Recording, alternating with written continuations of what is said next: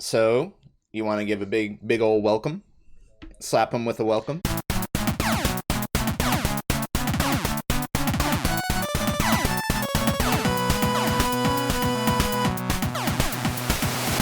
I'm going to slap you with a welcome right now and say, this is Two on the Vine. Welcome to it. Enjoy it. Love it. Live it. Learn it.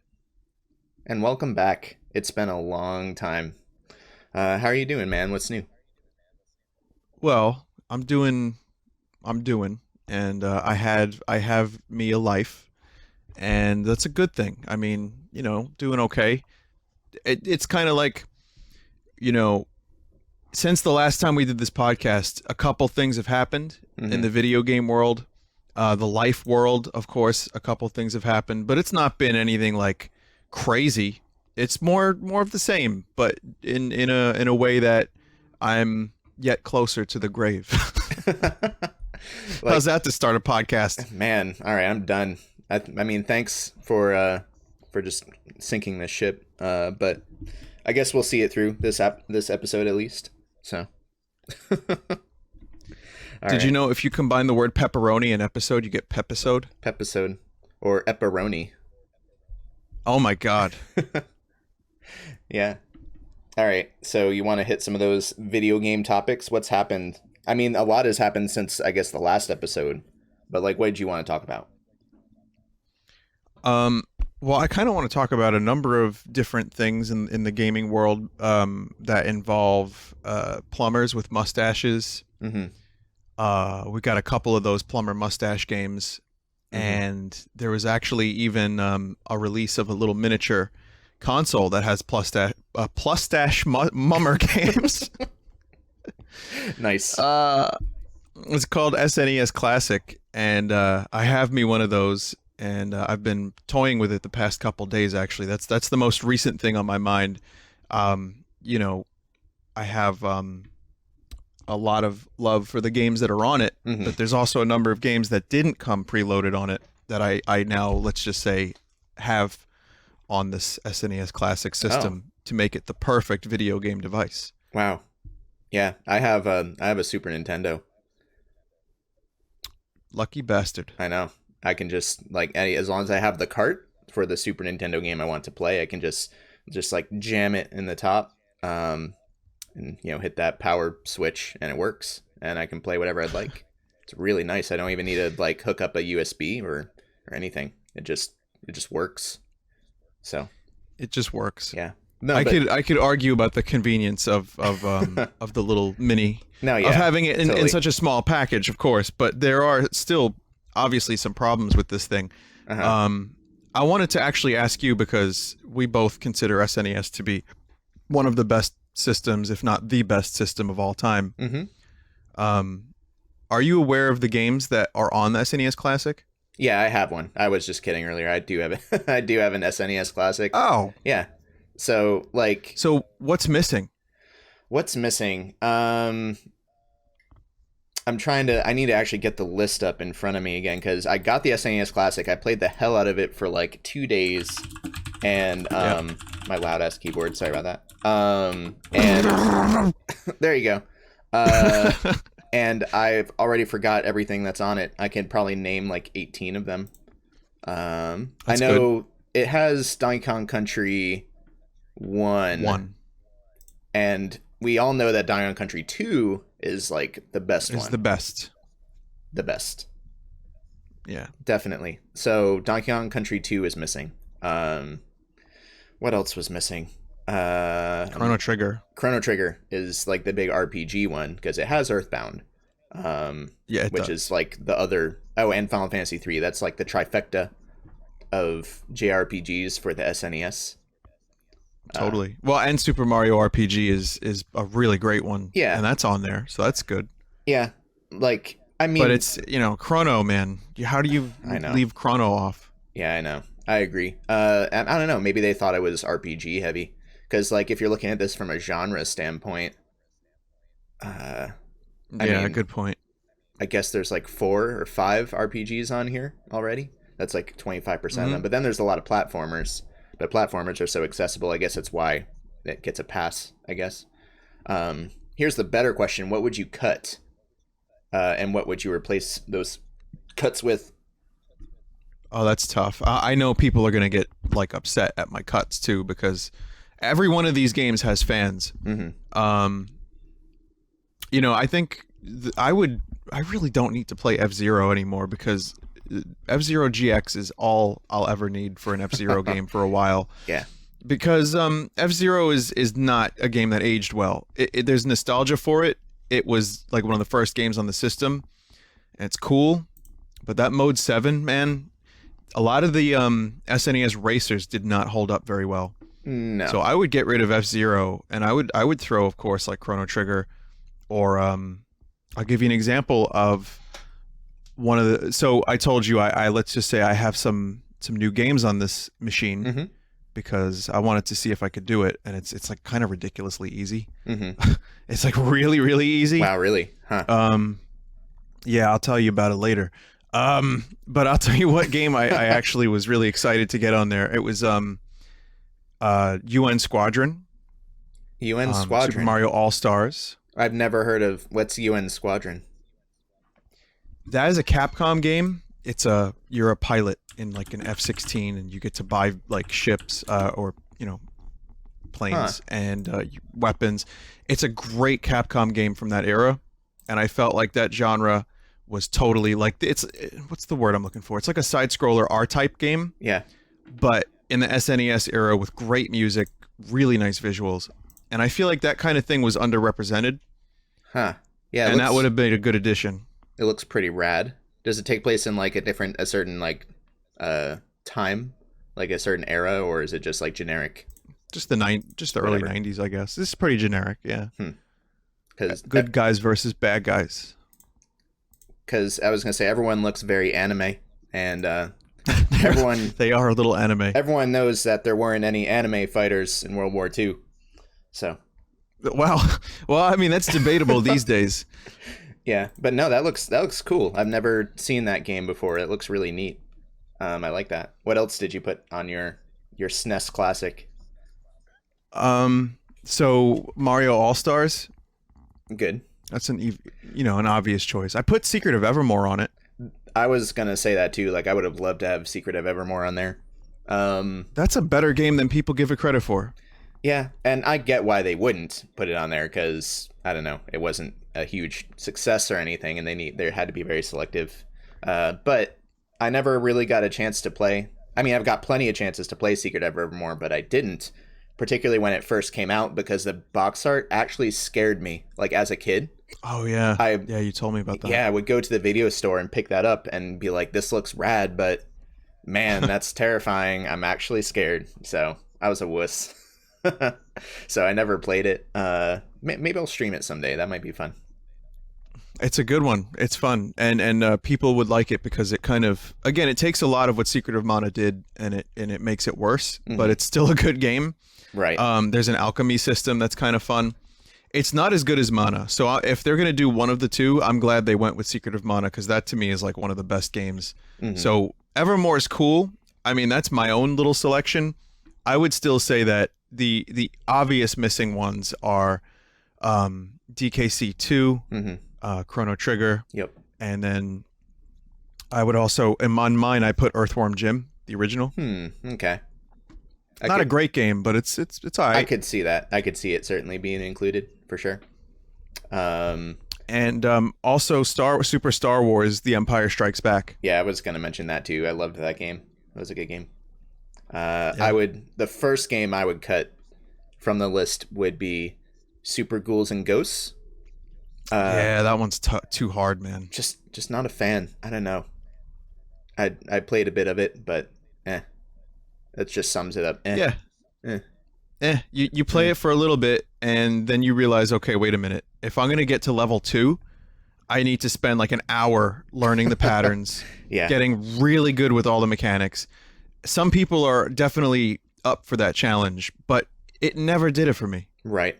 There are others I would consider cutting as well, but not before cutting that one.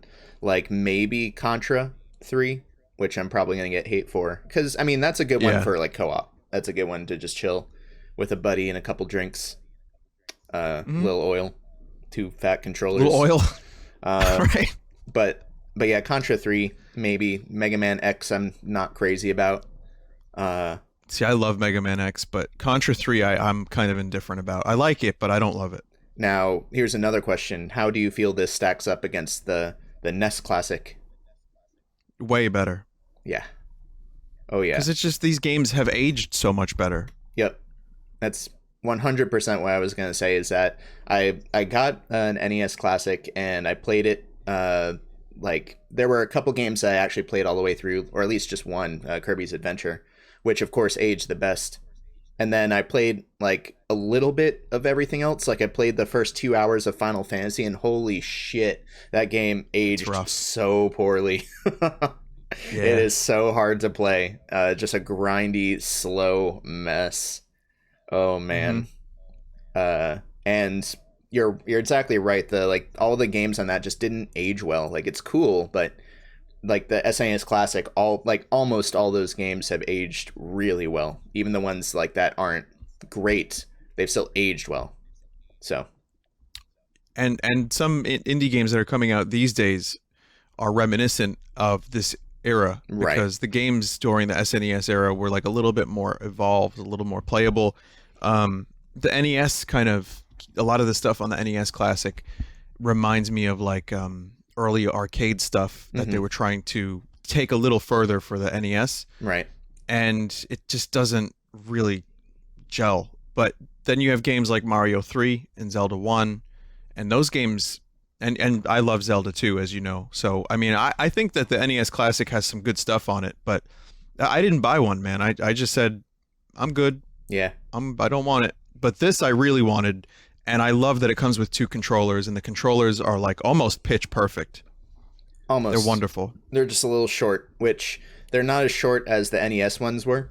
The NES Classic controllers were, but they're still just too short. I had to get extension cables for both of them so I could like actually sit on my couch and still play the game. Yeah. So. Totally. That's the biggest problem. And then leaning forward to hit the reset. Yep. But there's actually a way around that. There's with the thing I told you, like gets games on the system. Don't tell anyone. But you Good can thing actually no one's listening to us right now. No. Why would they? We watched Minions last time. Why would they? Yeah. There's a way you can actually bind it. So when I press down and select, I go back to the menu now. Oh, nice. Yeah, that's super convenient for sure. Speaking of games that aged well or did not age well, unfortunately, it does. I think Gabe aged well. Gabe did age pretty well. He's just a nice Santa Claus now. But speaking of games that did not age well, the SNES did have one game that aged more poorly than any game on the NES Classic. And of course, that was Star Fox 2, which was dead on arrival. A lot of people would agree. Yeah. Rip. Did you play through the whole thing? I couldn't because it wouldn't. Doesn't it like not let you boot up Star Fox 2 until you've played Star Fox 1? Yeah, you have to just do one level. What are they thinking? What were they thinking? But no, I've played through Star Fox 2 before. It was available in other places. Yeah. Again, yeah. Not that you can't tell anyone that, but yeah. So I played through it before, and actually, it's not as bad as everyone's saying. Like, I like that it tried something really different compared to Star Fox 1, like a different structure. So that was cool. But otherwise, not great. Not worthy of like the marketing push that they put on it for the release of the SNES Classic. No, because it's on the box on the front, it's on the back, and it's like, oh wow, Star Fox 2, unreleased game. Well, there's a reason. Yeah. Well, I mean, I heard it was just canceled because it was so late in the SNES lifetime that they canceled it so that it didn't compete with Star Fox 64 or 3D games that were going to be coming out shortly with the 64. So that's what I heard. I heard it didn't actually have anything to do with like the poor design of the game. I heard it was just like a really bad timing thing. So just what I've heard. I don't know if it's true. Who knows, really? I mean, I think it could be both. But here's the thing: I played through one like full run of the game, and it's like about 50 minutes. Mm-hmm. And my main problem, obviously, were like the frame rates. Mm-hmm. They got down to like 5 frames a second. Yep. And trying to aim in a free roam with the D-pad was also an exercise in frustration. Mm-hmm. So I don't really love the game because of those things, but I think if the frame rate was super solid, and if I had access to like a joystick with analog, I would put the game like up another 2 or 3 points on my list, because it's a really cool concept, and it definitely kind of reminds me of some of the roguish stuff that we play today. Sure. So it was definitely ahead of its time. It just didn't have the tech to make it work properly. Yeah. Yeah, I don't know if it's any faster if you just emulate it on a PC compared to the SNES Classic, so maybe that makes a difference. Yeah, I'm not sure. I don't know. I'm not sure. My last question for you about the SNES Classic, what was the first game that you decided to play? Like, not just like boot up, but like did you actually sit down to like finish any of them? Or what would you consider to be the first game that you like really played on it? Well, here's the thing. I haven't finished anything other than Star Fox 2 yet. Okay. But I did play an extensive amount of Mario World, because Mario World with an SNES controller. Or I could have just said because Mario World, yeah, really. I thought you were ending your sentence there, and I understood completely and agreed. That game aged like wine. It's still my favorite Mario game, but I'm biased because it was my first. So yeah. It's just a wonderful, wonderful game, and it deserves all of the accolades that it gets. And of course, that was the first I booted up, and I had to review my stream of it to to determine this information. Yeah. My first game that I really sat down and had a good session with was Kirby's Dream Course. Weird choice, but I don't know. I mean, I remember playing it when I was a kid and just not getting some of like its finer mechanics, like in regards to like curving the ball and backspin. Or the ball, I guess. I should call it Kirby. The ball. The ball. Yeah. Spinning Kirby. So, good game. Like, really fun. Really good game. You know, I played it for the very first time when I streamed the SNES Classic, and I was surprised at how much... First of all, I didn't get it at first, but when I started getting it, I was like, oh, this could be great. Yeah. So, kind of a cool concept that was just totally, I guess, neglected by me when I was a kid. Mm-hmm. But I'm upset that I missed it, because I think I would have liked it when I was younger. Yeah. Yeah, because it wasn't even a Kirby game originally. I think they just at the last minute slapped a bunch of Kirby skins onto the enemies and power-ups and the ball. The ball. Yeah. So that's kind of odd how that came about too. So yeah. Definitely a nice addition, especially because, you have all these big games that a lot of us have played ad nauseum. And then you get something like Kirby's Dream Course. You'll get a game like Castlevania 4, which is still a pretty big game, but not everyone delved into it. Definitely not. Yeah. So there's definitely a couple treats in this thing. Like, and of course, like whenever I bring up the SNES Classic, my chat is like, Vinny, why do you not emulate? And I'm like, well, a Raspberry Pi could do that too, right? Yeah. Of course I do. And absolutely. I mean, this is more of a collector's item, and it's more of a like, okay, well, it's cool.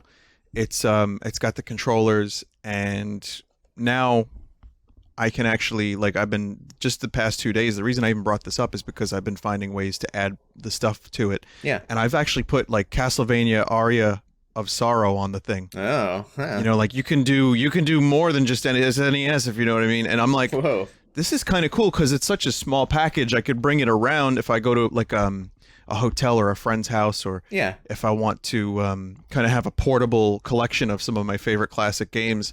It's small enough that I can keep it with me in like a little box, and I like that. Right. Well, you know what else is also small? Raspberries.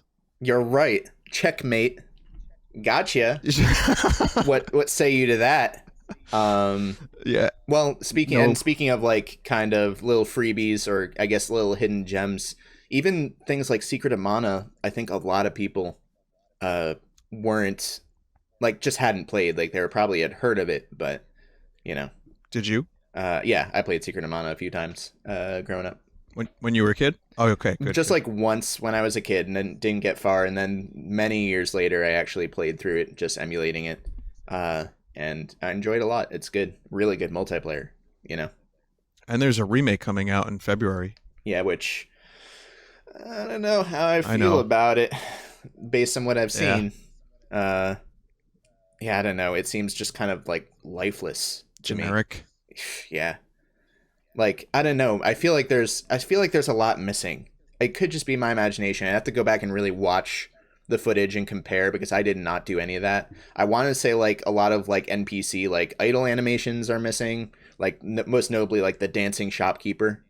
Oh, I love the dancing shopkeeper. It does not dance in Secret of Mana remake as far as I've heard. Um yeah, I don't know. It just looks very bleh. Yeah. Yeah, yeah. It looks like a mobile game. Yeah. You Yeah. know, that's the problem I have with it. It definitely has potential, and I'm gonna probably try it out when it comes out, and I might even stream it. But this kind of goes back to where Square is now. Mhm. Like, okay, I love Square. I love their classic stuff, and yes, the shopkeeper doesn't dance. I'm noticing that now.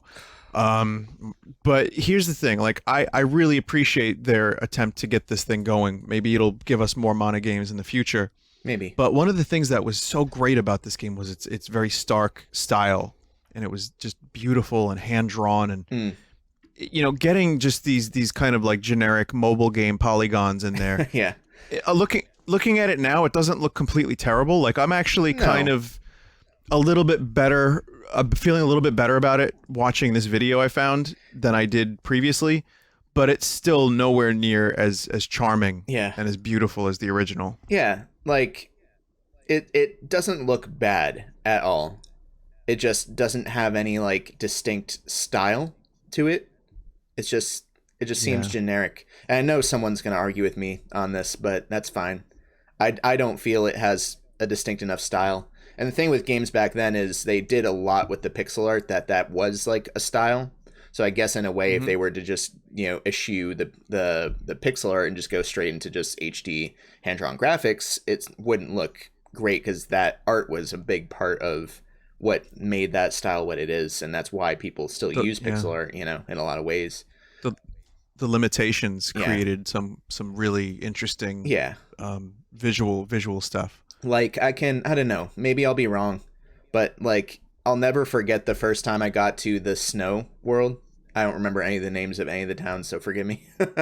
But like I don't either, actually. the really bright and shiny snow world with the beautiful music. Yeah. And I just can't imagine the new one doing that kind of thing for me. Maybe it's because I'm older Yeah. now and it's not fresh. I don't know, but I just can't imagine It's a it. combo of I think it's a combo of being older, but also you know, there's some really distinct, beautiful stuff going on. Like you look at that area, the icicles Hmm. is just like glistening, and like kind of everything around is just really, really like focused. The detail on all of the little spots, the music. You know, I'm worried like what is the music going to sound like? I don't really fully understand. You know, are they going to like, because one of the reasons that the soundtrack to Secret of Mana was so amazing is that I think Hiroko Kakuta was the name of the composer, Hmm. but you know, there were real samples used on limited Right. hardware, and that created a really like, and I think they worked on the soundtrack for like a full year, Wow. and it shows. So I hope they don't just replace it with like generic, you know, like well let's plug in the keyboard. Yeah. Um, Yeah. we'll see. Yeah. Even if they just strictly arrange it from an orchestral standpoint and they still do high quality recordings, if they don't do anything interesting or different with the arrangements, I can't see that upgrade being great for me. Like a good example is like Final Fantasy X HD. They redid the soundtrack, but they also just changed a lot of the arrangements. Like they didn't just re-record everything with a live orchestra, They actually like turned some songs into a piano arrangement instead of the original like thing that it was doing. Like they actually did stylistic changes to update it too, and I actually really liked a lot of them.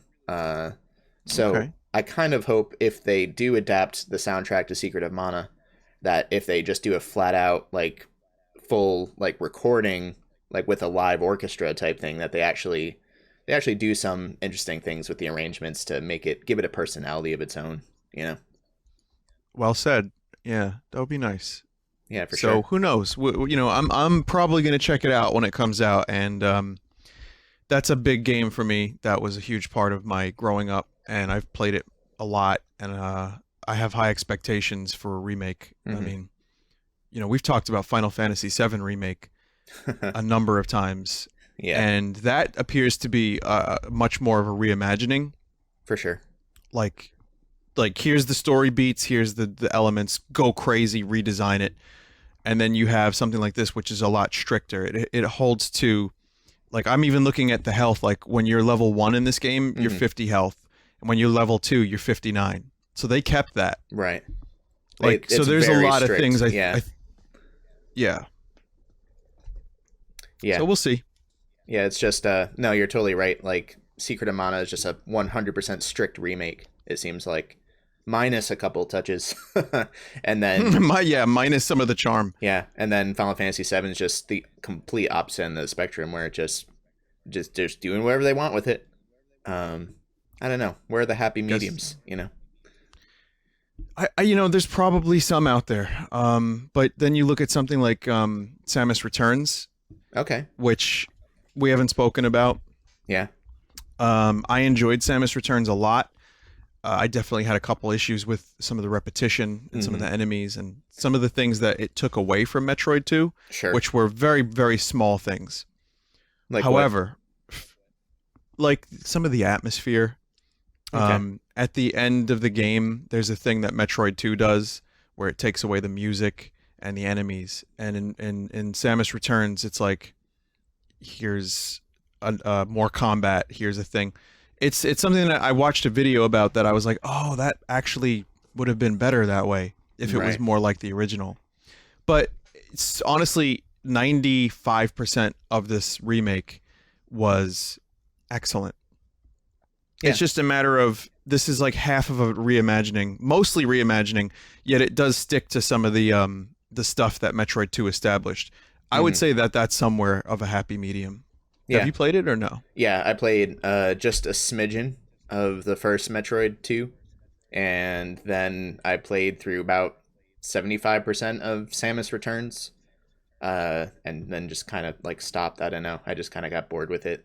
Like, I don't know. It's hard to explain. I think that Samus Returns starts really strong, but the thing that I like about Metroid a lot is the environments, like the different environments you go through between like the more plant-like area, then the lava area, and so on. And even on like Talon 4 with Metroid Prime, that was kind of the case, like seeing different areas. Whereas I feel like in Samus Returns, like a lot of love was put into Samus, and a lot of the enemies too, and the remake side of it. But the environments, they're all just like generic rocks that are different colors. You know, I didn't. With purple goo dripping from them. Yeah, like I never felt like one area was thematically any different from another. Like they might have a slightly different like color scheme, or some like other like just like very like nondescript details that were changed, but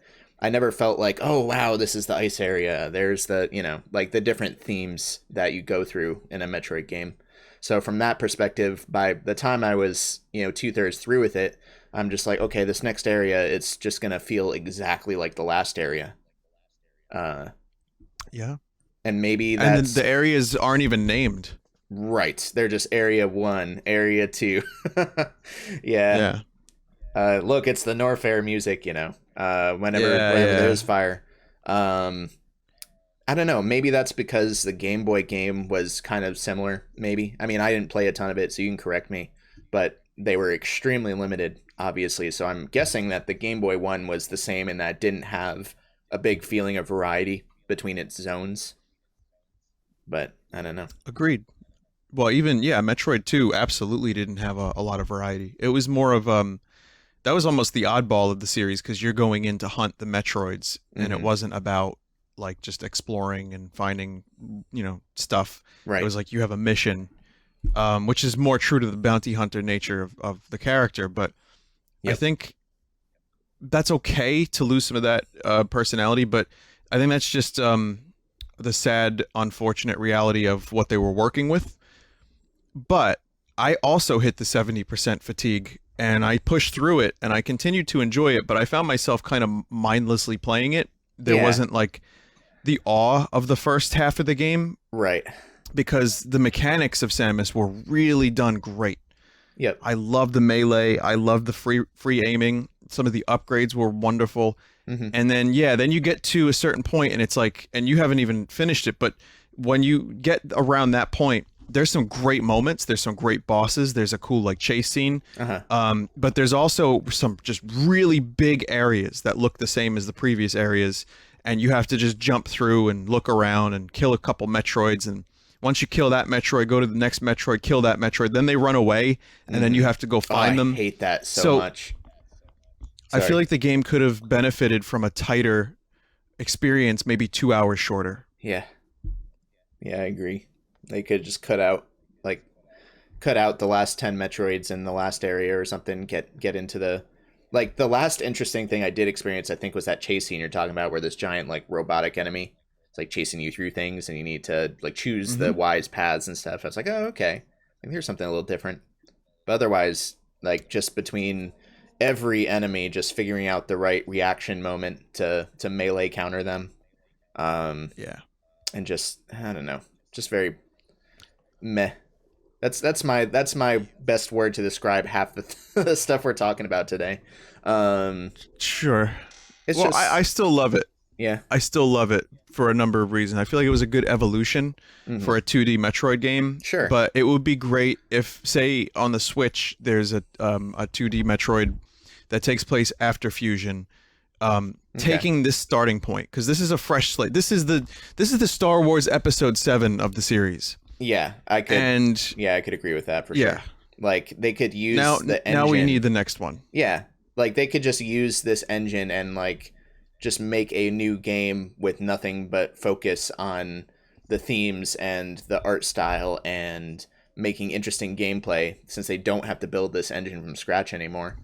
Exactly. Yeah. I mean, it's not going to happen on Switch, because Switch we're getting Prime 4, of course. So I doubt it will happen on Switch. I guess I could be wrong. But no, you're probably right. I mean, it would be a shame to see another 3DS game of such a big franchise, like, when we have the Switch.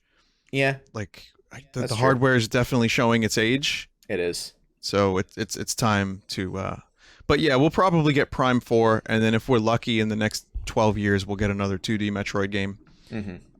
Who knows? But man, we're in it for the long haul, aren't we? Yeah. And that's, I think, another thing too with a lot of people, is that this was a great step in the right direction, but it's not what people wanted out of the 2D thing, and out of such a big hiatus in Metroid. And that's like the most entitled thing someone can say, is like, just give me a 2D Metroid game, Nintendo, just give it to me. And then they're like, okay, here you go. And they're like, but that's not good enough, you know? And then, right. So that's like the way I feel saying it that way. But I don't think that this was what people had in mind exactly. It's still, I don't know, maybe I'm shit talking it more than it deserves, because I still had a really good time with it, at least until I did get bored. So yeah, I'm with you on that, and I think I like it a little bit more than maybe you. But I'll say this: when people ask me, Vinny, what's better, this or AM2R, I think I liked AM2R a little bit better overall. Oh yeah. Now that I've had some space away from Samus Returns. So.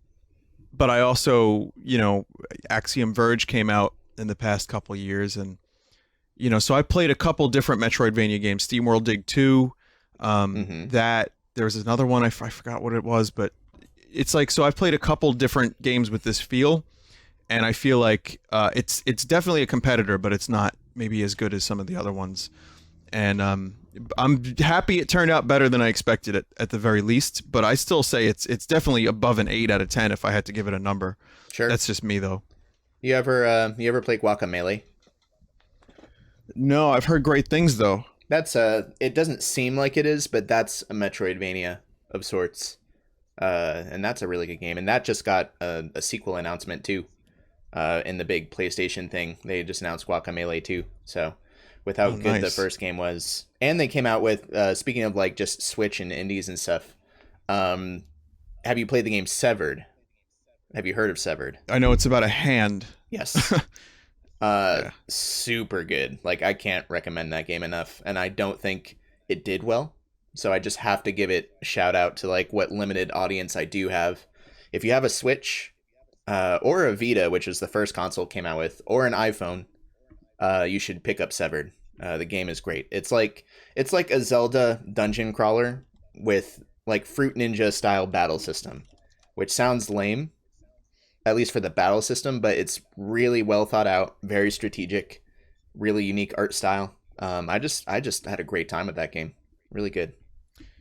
Looking at it now, it reminds me a little bit of Grimrock. Yeah. Oh yeah, totally. Because it's like a dungeon crawler in that Grimrock style where you're on a grid and you're kind of like poking the environments, looking for secrets. The reason I brought it up is because it's the same developers as Guacamelee, so I guess that's why. Gotcha. But yeah, Guacamelee was great on the topic of Metroidvanias, and that's another great game that I would highly recommend. So Cool. Well, yeah, I'd recommend SteamWorld Dig 2 if anyone hasn't tried that. And if you're looking for Metroidvania, you finished it? No, I think I'm like 2/3 through. I've been very slowly working through it because I have just way too much that I'm streaming at the same time, which sucks. Yeah. I do that so much. I'll get like 4 games that I'm streaming and just like inch through each one of them. So I'm working through it and I'm getting there. But so yeah, to give you an idea where I am, if you were avoiding spoilers. I suppose we should avoid the spoilers, but I 2/3 of the way through, yes. I kind of get a feel for where you are. There's a lot of really cool secret stuff too, like a lot of really great upgrades and everything. So yeah, it's been a good year. Like it's been a good past couple years for Metroidvanias, and I still haven't even played Hollow Knight. Oh man, yeah, I played through that during probably between the last episode of this and this episode. I played through like 99% of Hollow Knight. Like I got one of the endings, started working towards the true ending, and then got sick of like the optional dungeon with that. But oh man, Hollow Knight, like I didn't think I was gonna like it as much as I did. It's just really well designed. The way it opens up. Like that's a problem with a lot of indie Metroidvanias, like Ori and the Blind Forest, for example, where it gives you the illusion of this gigantic world that you're traversing, but it's actually like super linear. Or Hollow Knight does a great job with like you get to the first or second boss or so, and then the game just sprawls out, and you can really like there any moment you can choose to go off in a different direction, still make progress and work on things that maybe worked on. So just that side of it is really well done. It reminds me a lot more of like Symphony of the Night compared to something like Metroid, I guess. Cool. Yeah, that's a good thing to know. And it's going to be out on Switch. That's the version I'm waiting for. So I think you'll like it a lot. I thought Hollow Knight was really good. I think it starts slightly weak, but when it opens up, man, it gets super good. So, well, that's definitely an exciting thing. And you know, we can talk about now. We can talk about a couple things. Like, so we can go in the direction of indie games on the Switch or stuff that's come out recently, or we can talk about the other big announcement, which is Spelunky 2. Oh. Maybe we'll start with Spelunky 2. Oh man, I'm ready. I don't even feel like it's real. Like for those who are listening who don't know me and my tastes and my streams, Spelunky is easily one of my top 3 favorite games of all time. I feel like the game is like a masterpiece from like a design standpoint, and I just have so many fond memories with it. So when Spelunky 2 is announced, it feels just very surreal to me with how much that game means to me. So did you get... Absolutely. Yeah. Well, I probably, you know, I don't like it as much as you probably, but it's still like in my top, like it might be in my top 20 games of all time. Okay. So I'm definitely a huge fan of Spelunky. I played a lot of it on stream. I played a lot of it off stream. And I think it's just one of those games that the crazy thing about Spelunky is you can take a break from it for a while and you can come back to it. when you kind of forget some of the mechanics, Mm-hmm. and it's fun all over again. Yep. It's a really perfectly designed game that rewards you for sticking with it. But the thing is, like, some games frustrate me because, like, you know, it's like too difficult. Like Super Ghouls and Ghosts, for example. Mm-hmm. You know, you just get killed over and over and over again. And then it's like, oh, well, memorize the pattern, get good, don't get hit. And it's like, that's the type of frustration that I don't want to play. That's the type of difficult game I don't want to play. Spelunky's the type of difficult game where when you die, it's your own goddamn fault. Mm-hmm. Learn from it, pick up a new skill, get like a kind of the way I see it, it's kind of like you're training yourself. Every time you play through the level, you're training, and your brain starts to pick up, okay, there's an arrow shooter, let me avoid that. And it's like you feel powerful when you figure out how to play the game. It's a great feeling, and it's super rewarding to beat the game, and it's super rewarding to just play through it. Mm-hmm. I don't know how. Here's the problem I have with Spelunky 2. I don't know how they're going to match that level of depth. Yeah, that's pretty much exactly what I was thinking, and I think what everyone was thinking who came from being such a big fan of Spelunky is how like, what are they going to do? Like, what are they going to do with it? How can they justify a sequel? Which, I mean, from what I know of Derek Yu, who is the lead, like the main developer of the original Spelunky and the lead developer on the new one, based on like how he seems in interviews and like his design sense, I don't think he would have made this if there wasn't somewhere worthy to go with it. So like, in a way, I have a lot of faith in it, but it's still just faith. Like, I don't know for sure like what they could possibly do to justify a Spelunky 2. Like, what new it takes place on go? the moon, maybe. Yeah. Oh yeah, it's almost certainly something space themed, or they go to the moon and then you're in the moon, based on the trailer, which I had a little analysis on my stream that was fun, of that trailer, because there's a surprising like amount of depth to it, like little details that you can learn about the game, or what I picked up at least. Right, like the characters, like some of the just story like a little elements, lore. like, yeah, pretty much.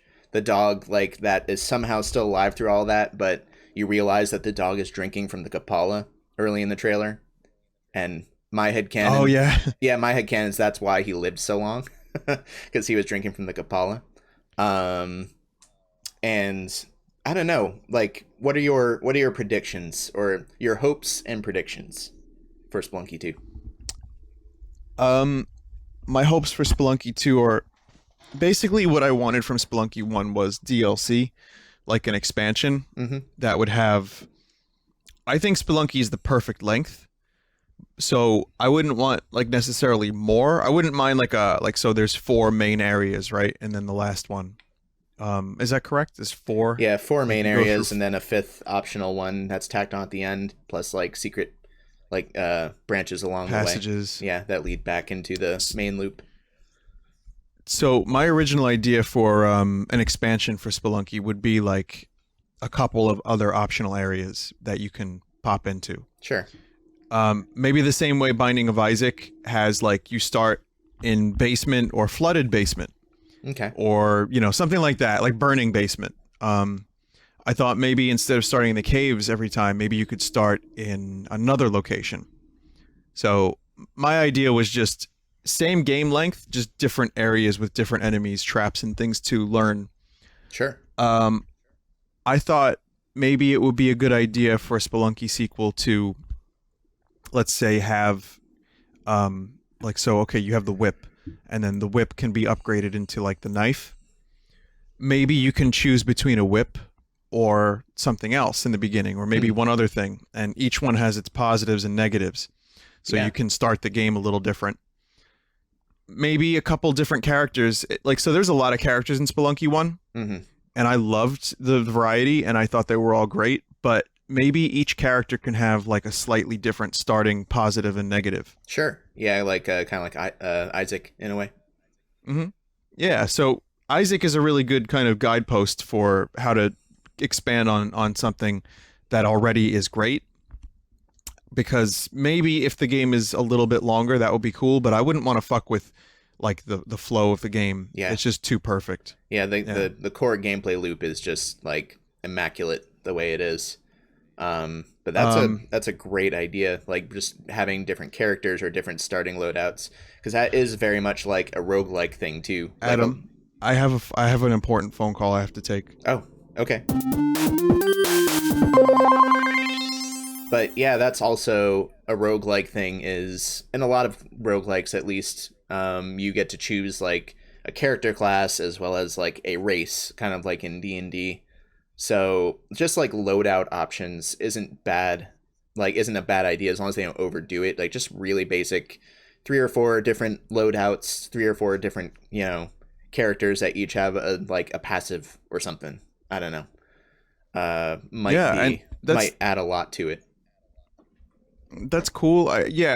Simple kind of just general things. I mean, you can do a lot with the moon. Maybe there's like, the aliens from the first game. That's the big story element. I'm thinking, the verticality was always a big thing with Spelunky. Sure. Maybe one specific level is just left to right with no verticality, just for the sake of variety. Or one level could be a tower that you can climb. Oh, that's a good idea. Yeah. Sounds like a ripoff of another game. What's that called? Tower climb? Yep. But no, you're right. That's great. Yeah, that would be I agree completely about that too. There's just so much that they could do. Do you have any other? Yeah, I mean, I think the if it does take place inside the moon, which I think to me it seems obvious to me because that's what the teaser was focused on. That I think the reason for that from a design perspective is it gives them an excuse to get to some really exotic and different themed areas, because all of the areas from the first game, at least the core areas, were all rooted on a very earthy theme. Like you have caves, jungle, like an icy area, a temple, which is kind of like rooted into like earthling history, Sure. Whereas a moon would give you an excuse to just go into really strange places, like really foreign alien kind of themes. They could get into like some Cthulhu style things, which is kind of analogous to like the weird ritualistic temple area. There's a lot that they can do in space and in the moon without making it overtly sci-fi. So I think that's a big reason why it's on the moon. That's kind of what I think they might do. It's a great idea. That sounds like you're selling me on something we don't even know anything about. So yeah, that's one of my predictions with the moon, is just a very big justification for having a lot of different themes. I think from a gameplay perspective, I could see them, in addition to what you said about like loadouts and having different directions to go in other than just straight down all the time. I could see the overall like what's the word I'm looking for? I guess like the pathing structure to change in regards to like what levels you go through. Like I could see it being almost like Star Fox in a way, where you take a certain exit and it just puts you on a completely different path through the game with its own unique areas, and maybe even just its own unique endpoint instead of spitting you back out in the main path. I could see that. Like just something different with how it goes from stage to stage or from area to area that they could expand on. So more eggplants, which is probably going to have some big a thing in the game, because the whole eggplant run, which they thought was impossible and kind of was, at least without glitches, I think they'll incorporate that into an actual possible thing. If you know what the eggplant run from the first game is. Where do you have to get the eggplant? Just to the very end of the game? Yeah, you have to get it to Yama. In the first game, if you throw the eggplant at Yama's head, he just becomes a giant eggplant. You didn't know about this? Maybe I forgot about it. Yeah. But yeah, that's cool. You should look it up. It's kind of neat. Like it was just a stupid thing that was programmed in the game, and they didn't think anyone could ever actually do it. But like with using like the ball and chain, you can like glitch yourself in a way to like get out of the Moai head to pick the eggplant back up so that you can actually continue on your path through, bringing the eggplant all the way to hell and throwing it at Yama. And someone's done it. It might be like Bananasaurus Rex, because he's like the big Spelunky guy that everyone knows about. Okay. Yeah, I'm watching a video of him right now. Yeah. It's from it's from SNES. It's from Gaming in the Margin. How do you spell that Switch name that you just said? Okay, I'll have to find those buttons on my keyboard. Yeah. Yeah, so I think they'll do something. Obviously, they're going to have some kind of bigger secret path in Spelunky tradition. They would be crazy to not. I mean, I guess maybe they wouldn't be crazy to not include something like that because everyone's expecting it. Like, I think they're going to try some really unique things that go against what we feel is like a given in a Spelunky game. Yeah, as long as the controls are really tight and it has the same kind of general vibe and feel, I'm happy with them experimenting. I just want more. You know, I like different environments. I like the ideas of different paths. Maybe every game doesn't have to end with, say, the head and Yama. Maybe in Spelunky 2, there's like, 3 or 4 different ending bosses, and you get to choose which one you get to. So, yeah, just more choices, more content, maybe like some better or more unpredictable randomization could be cool. Yeah, just some more unique generation of the levels, and there already is variation between the different like zones in the first Spelunky as to how the level generates to give it like the jungles are more claustrophobic, whereas the ice caves are more like islands that are floating around. So what they're gonna do with the algorithm there, I think, will also is another big point of experimentation to see what they can do with that. Yeah, I'm just so excited.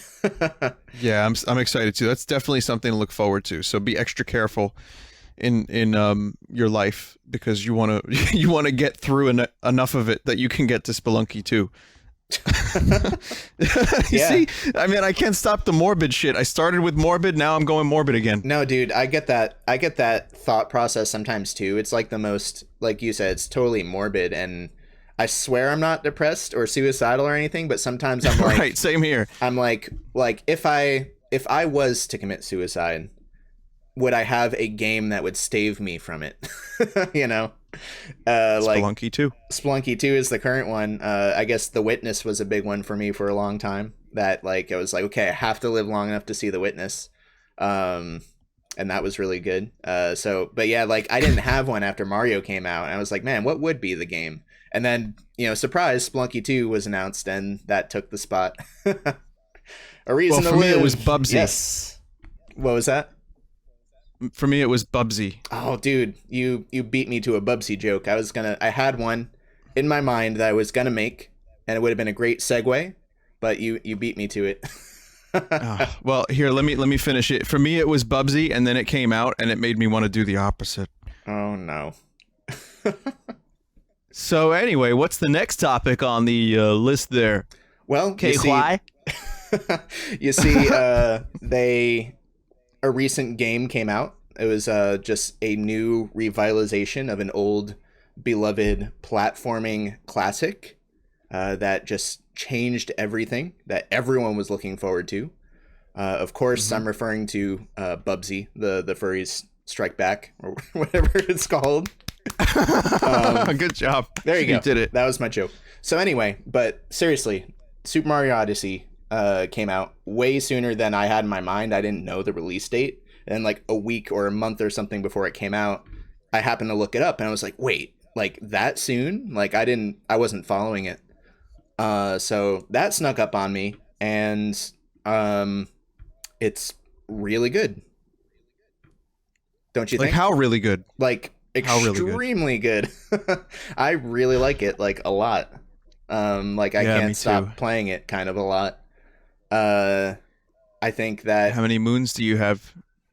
I watched a little bit of your stream, and it's funny because you're not as far as I am in the campaign, but you have about as many moons as I do. Gotcha. Which for which does speak a lot to one of the points I was going to make, which is that everyone has a slightly different experience with it. Like, you might be going through the same levels in the same order, roughly, but I was watching Carrie play a bit of it, and she was doing, like, all these moons where I was like, what the hell? Like, I haven't seen any of these. And then you have, like, just as many moons as I do, and, like, a ton of outfits that I have yet to unlock that, but you're not as far as me in the campaign. I'm just like, oh my god, this is crazy how much it's varying between the different playthroughs that I've seen. So it reminds me a little bit of the way Breath of the Wild was like. It's not as open as Breath of the Wild, but I feel like Breath of the Wild was a great game for talking about it, like with your friends. At like, you know, just like what did you do in the game? Oh, I did this. I did this. I saw this. Right. And then like there was you know, a centaur, and then you're like, wait a minute, I never saw a centaur. Right. And, you know, like stuff like that where you have your own experience and you get to kind of play the game the way you want to. That's definitely a big part of what's happening with Nintendo's two main flagship franchises right now. Zelda to a greater extent, I feel. Definitely. But yeah, Mario is so good because you can do whatever you want. And my only real complaint is some of the moons are a little too easy. And I worry like, okay, well, what if you just wanted to get the bare minimum moons, you could probably just do some of the scavenger hunt easiest ones. But even then, there's a lot of really cleverly hidden ones, and there's a lot of ones that aren't so obvious. Yes. So some people say the game is a little too easy. It's definitely not Dark Souls. It's not Zelda 2. It's not friggin' Ghouls and Goblins. But it's a fun game that definitely I've died probably more than I would like to admit. Well, so I you know, it's not been a walk in the park either. Now, and that's the thing, like games, I feel, at least a game like Mario where some semblance of skill is needed just to proceed, even if it's not a hard game, they still need to have a degree of challenge. But I feel Mario hits that. Like, it's not like it's a walking simulator or something. It's definitely an easy game, and the challenge is just enough to keep you going at it, but the challenge isn't the point. Like, it's there and it's necessary to have a little bit of challenge, but the point of it is the fun of it, like just how great it feels to like be jumping around these worlds and finding its little secrets and all the nooks and crannies and stuff, and just the freedom of exploration that Odyssey has is extremely well done. And I think that's the bigger point of the game, not to be not to be Cuphead, you know, right, but to just be something that's really fun to explore and give you enough challenge that you have like a reason to keep going with it, if that makes sense. Totally. And there's always, Mario games have always had this extra level of challenge after you complete the main stuff. So if you want to be more completionist oriented, you will have your challenge. And if you want to go through the entire game and then, you know, finish the game and then do more, the option is not only open, but it's encouraged. So I feel like it's a very easy game to want to keep playing, and the amount of stuff there is to do in it, you can play it for way longer than just defeat Bowser. Right. And that's like, you know, Champion's Road, like the other challenge levels in the previous 3D Mario games, stuff like that. I've always appreciated because I want more, and finding that extra challenge, if you want it, is a great way to, I think, is a great gameplay mission as a developer. Like, okay, I'm going to make this game accessible to everyone. However, if there's people that want to do so much more with it, they can. And that's truly impressive. And that's something that Mario has done really, really well. But also the series continues to reinvent itself, like with Cappy. And it's just, Cappy is wonderful. I love Cappy. Yeah. And some of you might have heard this in a previous episode, I think, but I remember saying that I felt no need for Cappy to exist. Like, I felt that Mario could throw his hat, possess things, and there wasn't a need for a secondary character. There wasn't a need for stupid little eyes on the cap. And stuff like that. But which I think is true, but I definitely don't mind Cappy as much as I thought. I originally thought I minded Cappy. Like, definitely kind of sits in the back seat a bit. Isn't like a Fee from Zelda level of like hinting. Still gives you hints occasionally, mostly helpful. Like when you go back into a secret area and then Cappy will say, I remember this place. I feel like there's still a power moon here. Or will say, Yeah, it's subtle. yeah, like does not get in the way at all. A very nondescript character, still has plenty of personality of its own, but definitely clearly takes a backseat to Mario. So Yeah. that was good. I like the variety of outfits and stuff. I like the way they do nostalgia in it is super well done. There's like really bigger moments of overt nostalgia as well as just like really subtle things. I feel like they reference almost every single Mario game ever released in one way or another, whether it's just like sound effects that they reuse Yeah. or characters that come back or, you know, things like that. So Like a turnip from Mario 2. Where yeah, you pull a turnip out of the ground. yeah, Something simple, but really like, oh, okay. You know, and then the bigger one, I just saw one of the bigger, I don't want to spoil it, but one of the bigger pieces of nostalgia I just got to and saw from like a distance. mm-hmm. And I was like, that is cool. Yeah, That is perfect because the whole game isn't that. Yep. It's just a little piece of it. Yeah, I was actually watching your stream when you got to that part, and I had the same exact reaction where I was just like, oh my God, like just how well done it was. And then within that nostalgia, they recreated a moment of nostalgia from an earlier game. Oh, nice. I'm excited for that. If you catch, well, no, I mean, you already saw it.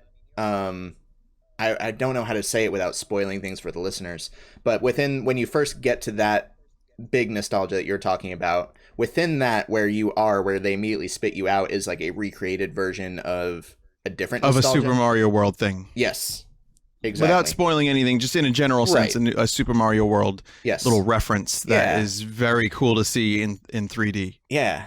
Man, it's just great. Super well done. Yeah, and, you know, as a sequel to a franchise that's reinvented itself, but also had the potential to get very stale, mm-hmm. and did a little bit with the new Super Mario Brothers stuff. Right. You know, it's still great to see that they can push the envelope a little bit and keep the game fun without overcomplicating it, but also just find new ways to platform. Like somehow they're still finding new ways to like screw with your head a little bit, mm-hmm. or like have you do a bizarre platforming challenge, or like here's a game mechanic that you've never seen in a Mario game before. And that's like the best parts of Galaxy. Mm-hmm. Definitely show through in this game for sure, but also the best parts of Mario 64 and Sunshine show through. Mm-hmm.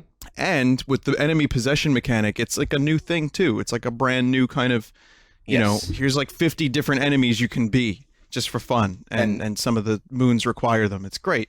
And every single one of those enemies introduces some kind of brand new mechanic, and every time they they build a little playground for you to explore that mechanic and have to do it to proceed. Like, that is impressive as well. Like, just that they brought those old things back, but that they're constantly throwing new mechanics at you. Like, they got rid of the whole power-up thing that was a big part of Mario before, and they replaced it with enemy possession. And then every enemy has its own way of, like, traversing or attacking, and then they just build a level or a series of obstacles around just that one thing. And it doesn't stop. Like, every level is just constantly introducing these pretty much all the way through to the end. That's a really big props to Nintendo for that. Yeah, and it's just fun to play. Like, Mario controls really well. Mm-hmm. The obviously the physics are really tight and even refined even a little further from where they've been in the past. And it's just it's a joy to play the game and look at it and hear the music. And the mm-hmm. music is fantastic. The visuals are really nice. Mario gets to be a clown. I mean. These are things that excite me, and I don't know if I like this or Zelda better so far. It's really hard to say. Yeah, it is. So they're very close. A tough thing. That's a tough thing to accomplish. So yeah, definitely. Good job, Reggie. Now that's not to say this game is perfect. Time for KY's nitpicking hour. Well, let me ask you, what do you think the game could do better, or what do you not like about the game? Is there anything? Yeah, I had like I said, the difficulty could be a little bit more I think sometimes it feels a little easier than it is. Like the Sunshine Challenge worlds were pretty brutal at times. Sure. And some of the ones in this are a little bit more accessible, which is fine. But it's the difficulty. Some people had complaints about the style of the game. Like every area is different. Sure. And like Mario doesn't gel with like real people in Metro Kingdom. Yeah. I don't mind it, but there's that. And some have also criticized the game that it is not the same evolution. Like, so Zelda Breath of the Wild is a huge evolution and a step forward in a lot of ways for the Zelda series, whereas Mario Odyssey is a little bit like of an incremental step forward, just to kind of, it's super, it's very similar to Sunshine and Galaxy, without going so far. And I think there's no problem with that, but those are my nitpicks, and I wouldn't even say I agree with them entirely, but just little things like that. Yeah. Sure.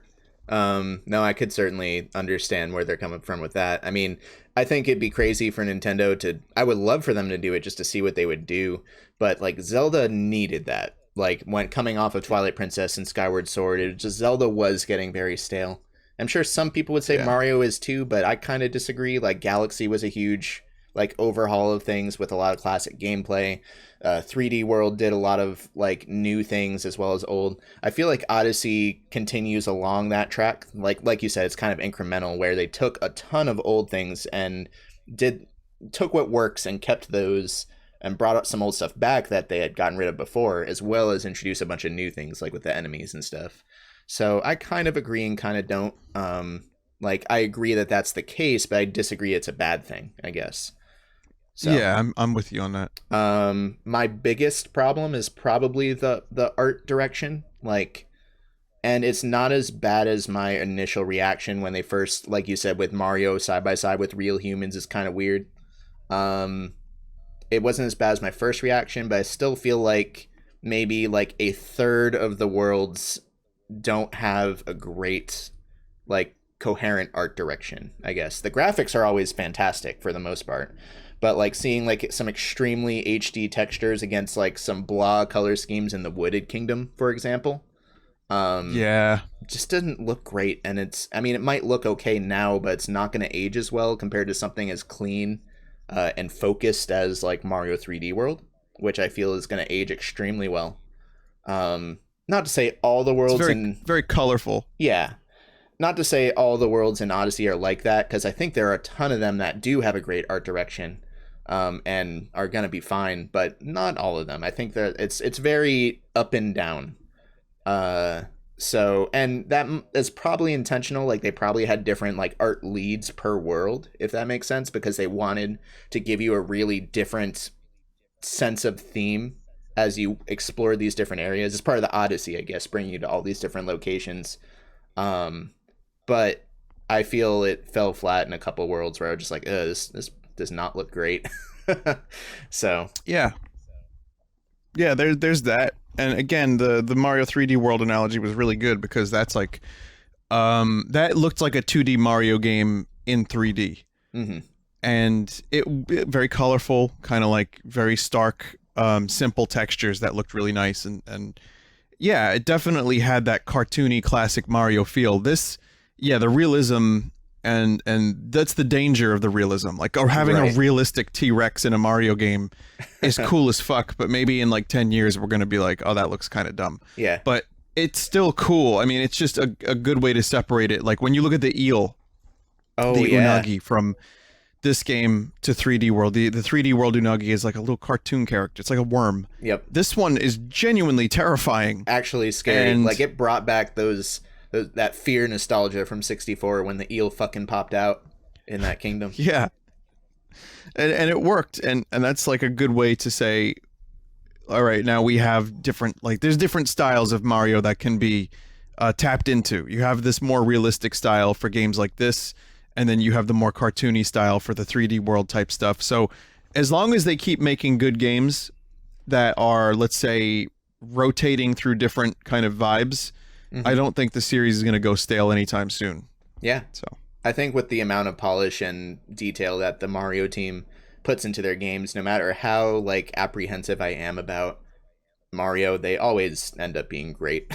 Like I can't think of any Mario game that, at least other than maybe like the new Super Mario Bros. Games, like all of the mainline Mario games, they're always all super good. Even like the weakest ones are just still like a delight to play.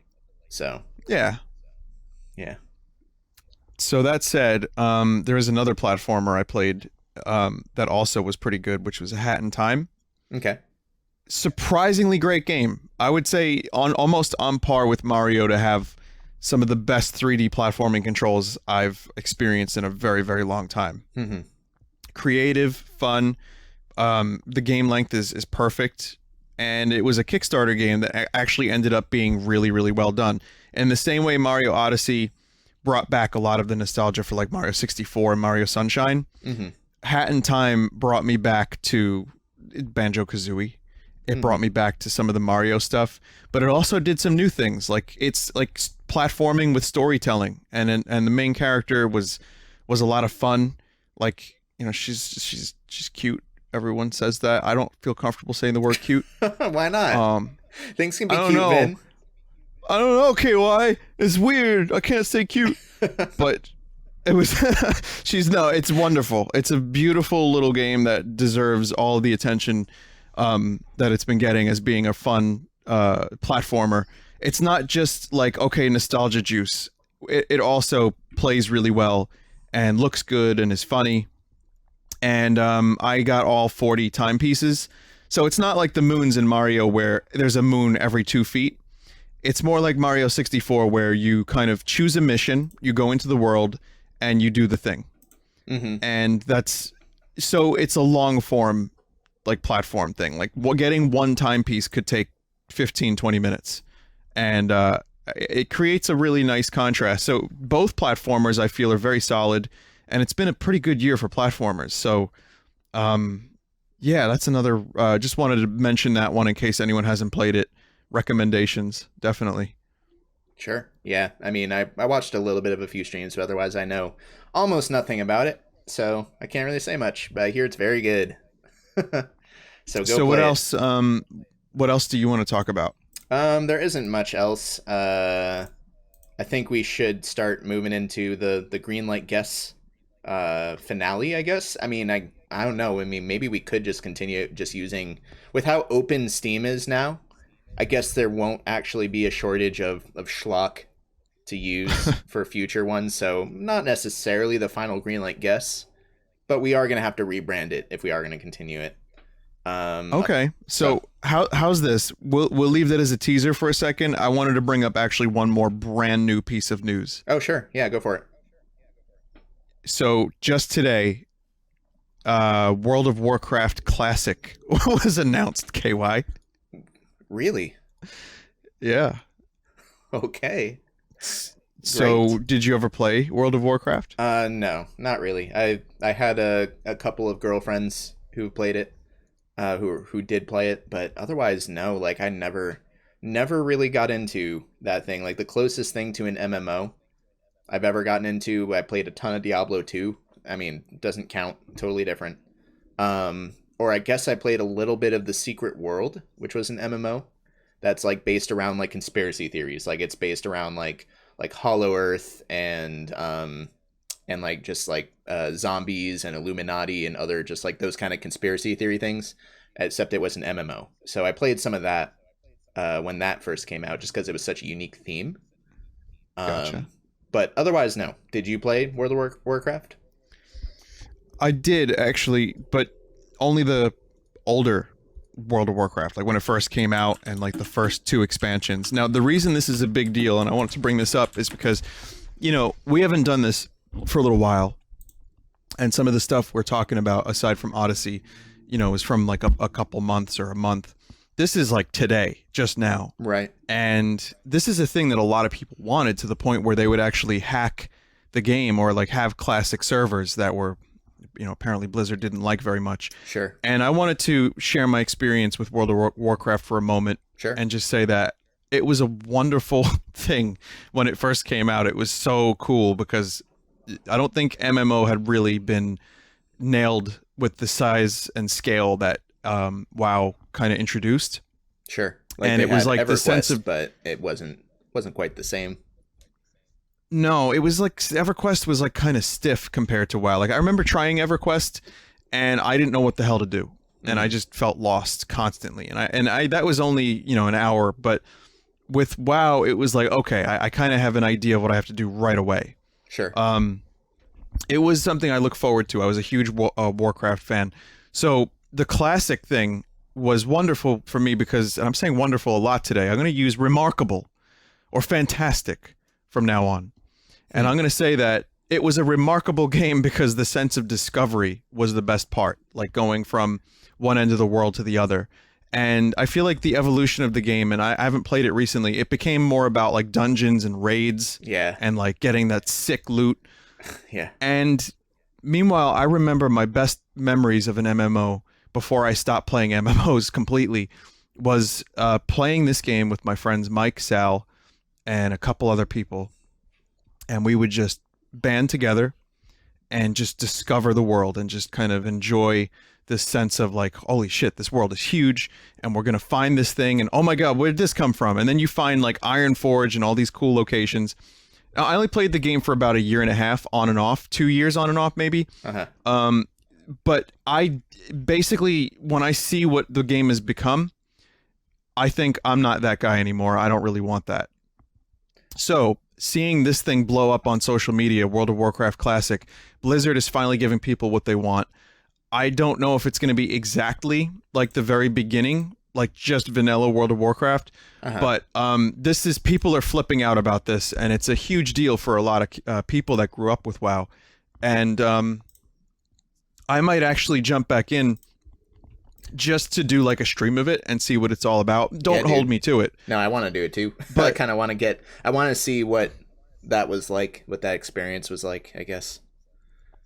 It was a really good experience. It was a very, like, no wonder this game got huge, because that at the time, I mean, it probably, now it's like 12 years later or so. It's 14 years later. It's a lot different now, just the way games are. But at the time, it was a time and place thing. So right. I'll say this to play devil's advocate. Trying to recapture that feeling is the same as, in some ways, like we just love our member berries. We love our nostalgia. And we try so hard to get those feelings back. And we chase those feelings of like Christmas and holidays and certain games that we grew up with. I think it's going to be really hard to get that feeling back. It's a cool idea, and I'm excited to for people that want to check it out. I might check it out myself, but I think because we've changed and games have changed and it's 14 years later, I don't think this is going to be like the second coming of Christ as some people might think it is. Right. But it's a thing that happened. The people who it's going to appeal to most are the ones who are in your shoes, where they want to kind of just rediscover their first experience with that. So I don't know how many unique people. I guess then again, here I am being like, yeah, I want to check it out. So maybe you might enjoy it. Yeah, I think I would. Now and just so I understand like exactly what it is it a remake, or is it just like a server, like a set of servers that are just the original game with enhancements, or like what exactly is it? I don't actually know. In fact, I'm not even sure if Blizzard revealed that. There was a trailer that kind of went backwards, and then it ended with the first WoW trailer. So the idea is maybe, I think it's just servers, but I don't know if it includes any of the visual enhancements. I would say yes, but I don't know. Okay.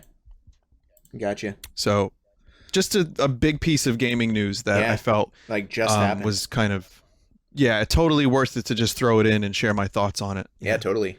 No, I'm glad you brought it up. All right. That's cool. All right. Well, you ready for some schlock?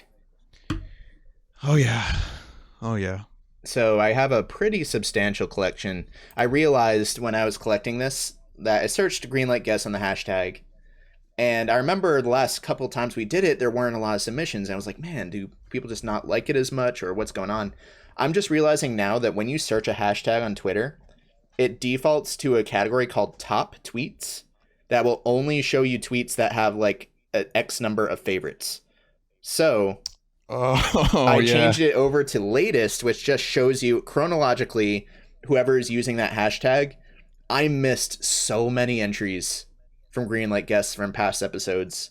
So if you put a submission in a couple episodes back or a year back, some of them, these actually do date over a year ago. You might hear it today. I still cut a few that I just didn't like think were very funny or weren't worth like reading. But I have a pretty substantial haul, I guess, for today's segment. So, you excited? I'm excited. Let's go for as long as it takes me to feel sick to my stomach. How's that sound? Sure. Yeah, I don't think we can blow through them. I don't think it'll take terribly long. Okay. But I have a random ready, number then. generator to make it so I choose randomly from reals or fakes. These are either fake submissions, which are viewer or listener suggested shitty games as if they were real, or these are actually real games and you need to try to guess which is which. Okay? Sounds good. Great. All right. We're going to start with this one. First off, I do want to say the name of it, and I don't normally do this, but it's important. This one's called Player Unknown Zombie, but unknown is spelled with the O in known replaced with a 4. Okay?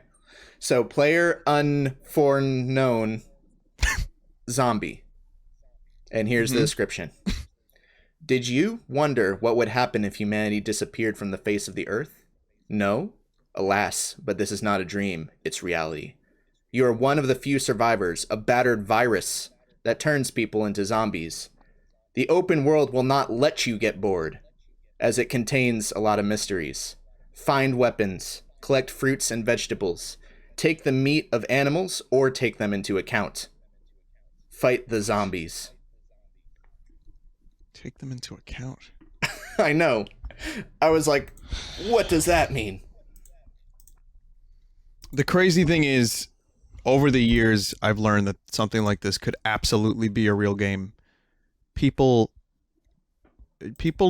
don't care, and people just put whatever they want on Steam.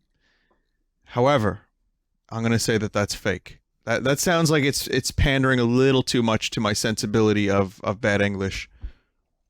Final answer? Yeah.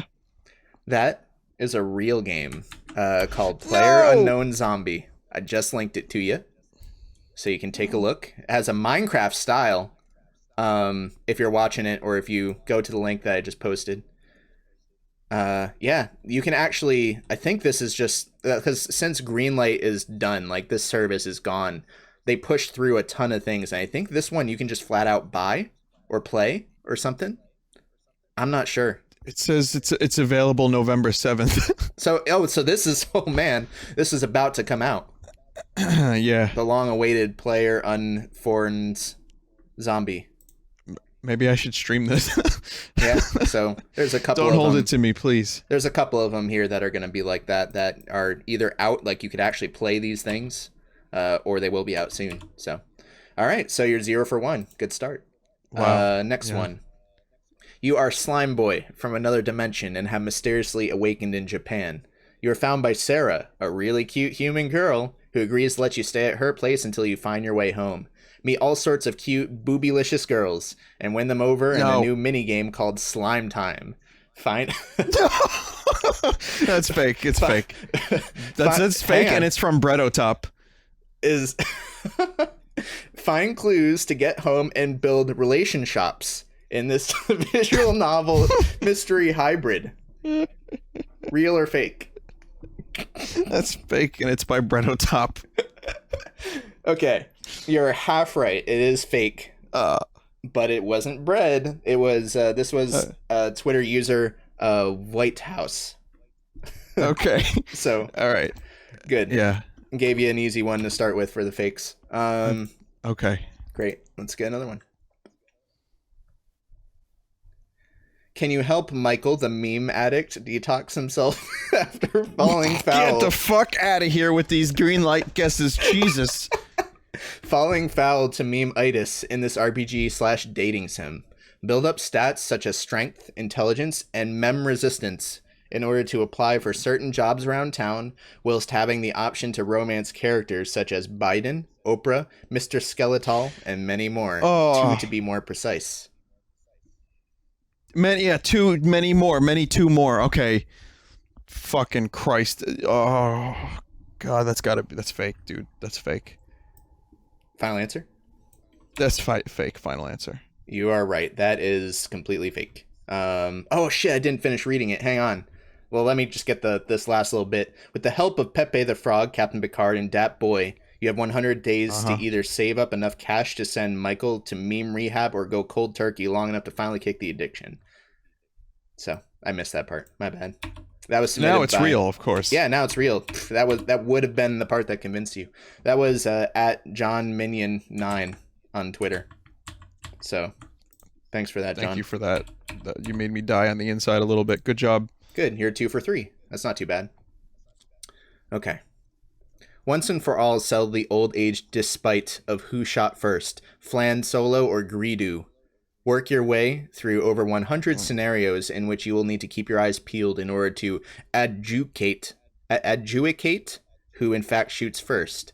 Watch out for twitchy trigger fingers, firing blanks, and dummy draws. 2 players can also go head-to-head, battle it out, and decide who has the faster reflexes in deciding whether Flan or Greedo fires first. Oh, Jesus. This is tough this time. I'm gonna say that's fake. Final answer? Yeah, fake. You are correct. That was also John Minion 9 on Twitter. Thank God. A little back-to-back action. Okay. John Iron. I am the marine killing machine, not an insect exterminator. No. I need a real mission, not such boring army jobs. Killing spiders is something for the Duke or the Doom guy. They are sissy guys. I'm doing the real hard badass shit. Spiders. Real? What's the name of it? Yeah, it's called Iron Man. What's it? John Iron. That's like the guy talking. Like it's like a speech bubble kind of thing. Okay. So it's real. Are you sure? Yeah, I think so. You are correct. This game is called Spiders with 3 eyes. Spiders. Oh, He's God, doing the real hard badass shit. And you can buy it now for $7.99. Oh my God. That's an intense description. Master Marine Commander. That is unfucking believable. And it's just a top-down game for anyone just listening. It's just like one of those top-down games where what would be the nearest equivalent? It doesn't even matter. It's just wow, he can vault for like a long distance. All right, anyway, you're not missing out if you can't see it. No, it's bad. Like a lot of them are so bad that it's like I'm kind of interested in where it goes, but this one there's just zero like reason to play it. KY, the explosions have shadows. They do. I mean, I guess why wouldn't explosions have shadows, I guess. So because they're made of light. Okay. Sorry. Yeah. Anyway, I'm sorry. It's John Marine. I'm sorry. All right, you ready for another one? Yeah. You are the hero of the world, and Trump is on the over the world domination. You have to travel in time to destroy the ancestor of him and destroy him. Using the master pistol and the solid machine robot with legs, you got to Detroit in the labyrinth with kill. The game has RPG games, puzzles, killy, funny comedy, and good music. At least it's got that. I want to solve some puzzles, please. Oh, Jesus. Jesus fucking Christ. That could be real, too. I say it's fake, though. I say it's fake. Final answer? Yeah. You're correct. That is fake. That was submitted by @djoni10 on Twitter. Oh, okay. Thanks. Yeah, thanks. Thank you for the laugh. Thank God. All right. Nightmare at the Lighthouse. The game starts with our hero working, then someone came. And this is where everything started. He have a mission, and until he complete his mission, he goes through dangers and horror. But before he discover what is happening in that lighthouse, everything is possible. Oh my god. Everything? Everything. So that would mean if everything is possible, then that could be a real game. I'm going to say it's a real game. Final answer? Yes. You are correct. That is a real game called Nightmare at the Lighthouse. I'll link it to you. I got to read this, though, because some of the things that you said, this game will take you to an unknown island as you assume the role of a young, ingenious mechanic traveling there in order to repair and enter old malfunctioning lighthouse. It's weird. Like, the formatting of this text is so weird. Yeah, they copied it with, like, line breaks in the wrong spot, so it's just really funky looking. Gameplay is bland as fuck. First person. Yeah. And where is it? There's one part later in the description. Just reading the whole description is mind-numbing. 4 levels. Key features. 4 levels. Nice. Jump scares are a part of it. Yep. It does have jump scares. Can confirm. So. Anything is possible. And everything is possible. All right. Let's do another one. Space. Pure nothing, full of stuff. Full of light, life, and dreams. But for some, space is not that. Basically, space is bad. Don't go there. And that is where our protagonist, Hudo Sparks, is. In space. But he didn't want to be there. He was put there by people he thought were friends. Join him as you float through nothingness. On an adventure of a lifetime in the new game Waste of Space Help Hudo. Will there be a future for Hudo? The choice is in your hands. Hudo. That's a name.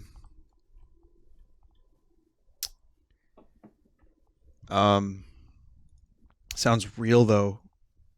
It sounds like it could be real. I'm gonna say it's real. Final answer? Yeah. That was fake. That was submitted by John Swanstica on Twitter. So wow. Tricked ya. Got you. Yeah, that was pretty. Tricked you, got brew. Gotcha. Yep. You can name it Doris if you want.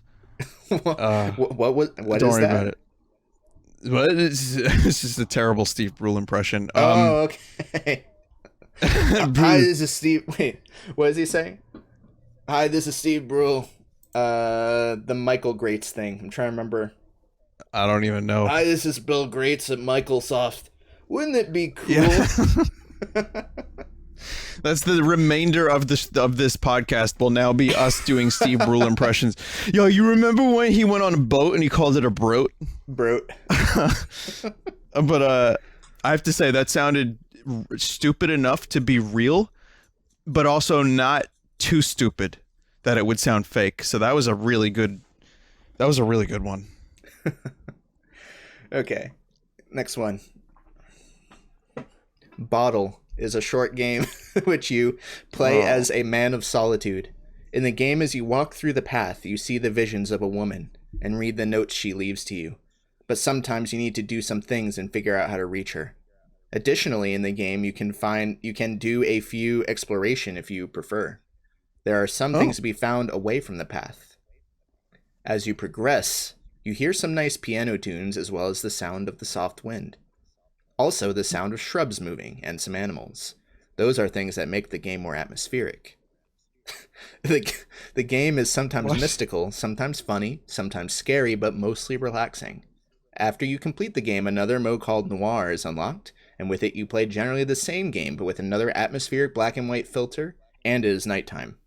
Also in Noir mode, there are some surprising differences. Note, the orbs you collect in the game give you a temporary speed boost. Well, that's all over the place structurally, huh? Yeah. Wow. I think I want to do those things though. I want to be in the atmospherics. I'm gonna say it's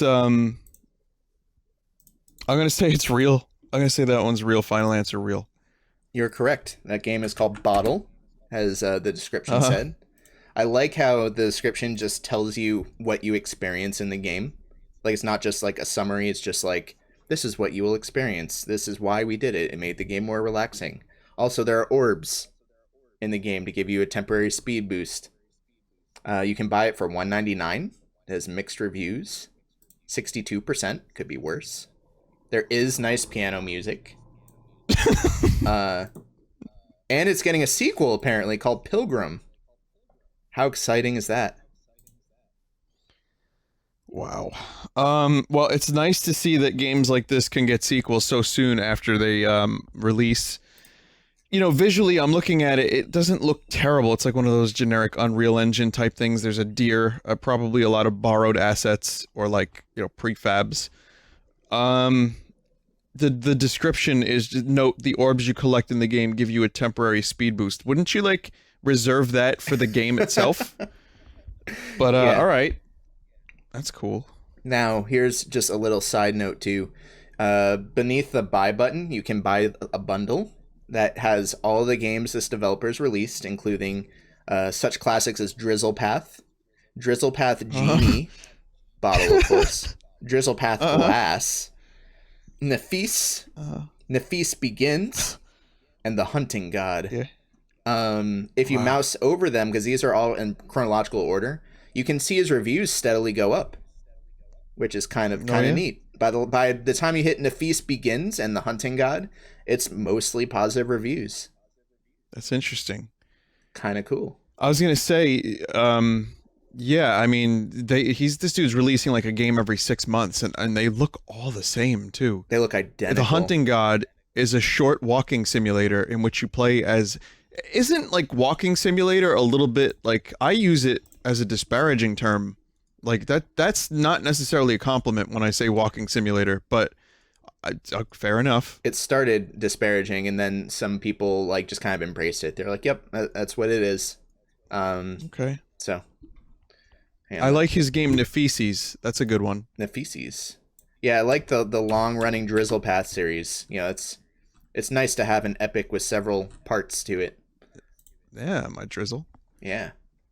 All right. In this Earthbound-inspired RPG, you play as John F. Kennedy, trying to put an end to communism. Control you base bat as you make space into this jam-apt world, slamming and welcoming foes to a whole new level of button jammings. Along the way, you can make several additions to your party, such as George Washington and Jesus Christ himself. What? No, dude. No. I mean, yeah, I could see that being real because, people want to have their games be as silly sounding as possible just to raise like buzz for them. That's the thing. Like sometimes you just make the most ridiculous concept. Like, how the fuck did Goat Simulator get so popular? True. So, but no, I can't see that being real. Jesus Christ would never be in a party with Anyway, now go ahead. Real or fake? I'm gonna say it's fake. You're correct. That was submitted by @theunmen on Twitter. So, okay. Thank you for that suggestion, that submission, Yunman. It's a good one. All right. Get my generator. Okay. Throw the bags with water on passers-by, birds, collect points, and spend them on upgrades. If you throw a bag filled with water, it will explode like a small bomb. You will be amazed throwing them at objects and see how these bags are gone. In this game, the packages explode by touching various objects like pedestrians, birds, cops. When you hit a policeman, you'll get a penalty. It leads to game over. If you hit pedestrians and birds, you raise your score. You can spend it to improve. Join this exciting and addictive game and get more bonuses. It sounds real, but it's so, again, the way it's worded, some of the sentences just make me laugh for no reason. Like, so, I mean, maybe they need to hire someone who can do a better job at the description, but regardless, I'm going to say that's real. Final answer. Yeah. That is, wait, what'd you say it was? Real or fake? I'm sorry. Real. That is real. real. Yeah, it's a game called People Packages. One word. Um, I will The link name you. sounds fake. Yeah, the name does sound fake. I should have opened with the name. It's just called People Packages. I love that it talks about bags of water. Like clearly I Yeah. think this person was trying to like communicate like water balloons, but it just came off as bags of water. And then they go into description about how amazing it is how the bags disappear when you throw them. Wow. Weird. Looking at it, it looks like a Flash game. Comes out in 2 days, so you could stream it. Nope, I'm good. The music's kind of funny. Listening Small to bag water explode. Here, I'm gonna. Oh yeah, the music is weird. But that's it. Otherwise, it looks like a very basic game. I have no idea what the price point's gonna be. Comes out People in packages. Wait, it says approximately 2 days, but it says November 14th. It says November 6th for me. Oh, weird. Oh well. Yeah, good job, Steam. Bags of water. Okay. Let's do another one. Hang on, let me delete this off my list. Okay. Ever wonder what stars are made of? What makes them burn and light up in the night sky? What wonderful images pop into your mind? Jizz pops into mine. Wait, what? Meet Jizz, the weakest star in the Galosia galaxy. Help him become stronger by moving between star systems to star systems, determined to find where he belongs. Can you help him find his place in the cosmos? Are you able to help him find his sweetheart?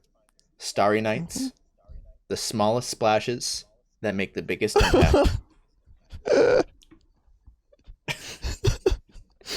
No, that's not real. That's fake. You're correct. That was submitted by Twitter user Second Butthole, which is a very appropriate name. Wow. Super appropriate. Yep. I just like how it introduces Jizz and then immediately deflects it by making you realize that's just the name of the star in the galaxy. Like, it's just the name. It's an unfortunate name, but that's all. It wasn't until the very end when you said like the big splash thing, that is when I knew it was fake. But before that, I was like, it could be real. There could be a character named Jizz. Okay. You ready? What do you do when you move into a new town all by yourself, and all you want is a lover not of the human category? Animal Love Village allows you to move in on the hunt to find yourself a loving bridge, male or female, but always animal. Dude. If you send them items, give them sweet words and conversations, and take them on dates, you too will be able to get an animal bride. I'm gonna say that's fake because I want it to be fake. Are you sure it's fake, though? Yeah. No, I'm not sure it's fake, but I'm gonna say fake. You were correct. That was fake. That was dreamt up by Twitter user Televised Dart, which I need to ask you, Televised, if you can get back to me on this one. What did you mean by it allows you to move in on the hunt to find yourself a loving bridge? Male or female, but always animal. I read it like 5 times trying to understand what you were trying to say there, like what you meant, but it just says find yourself a loving bridge. Bride. Oh, okay. Never mind. That makes sense now. I was like, a loving bridge? What? I was just so confused by it. I like the concept of the bridge better, though. Yeah. Just find yourself a bridge. All right. We'll stick with the animal theme here. The animals from the zoo have decision to reveal against humanity and be their own society, but it will no be easy. They will have to beat up all the human in the zoo before taking control over the zoo. Play in a beat him up style with a roster of 20 zoo animals with your favorite characters like Kung Fu Koala and more. Live the experience and help the animals. I'm gonna say that that's real, but the way you delivered the typos was very stone faced, and I enjoyed that. I've got a lot of practice on it, so that was fake. Actually, that was submitted by Saki Smokes from Twitter. So that's a good one. Yeah, they got you. So I think only 3 of these have fooled you so far. which is really good. Yeah, I've been doing okay tonight. Yeah, this is a good night for guessing. Indeed. The game will require you to have enough time so that you find not only those things that it requires, but also those items that you need to use to achieve the specified goal. For example, you need to find fried chicken, but there is only raw. How to be find a lighter or something else? And this is exactly what the game expects from you, that you will prove yourself in this not an easy test for your mind. I don't know what you just said. Yeah, I didn't absorb any of that. So I'm going to say it's real. I'm going to say that's real. You are correct. That is a game called Find Pixel. That I'll link you to, which ironically is not a pixel art game. It's actually voxels, if I remember. It's voxel art. Some nice little music, probably not original. Yeah, I'm noticing that now. It's as bland as visually it's as bland as the description. Yep. But it's it's fine.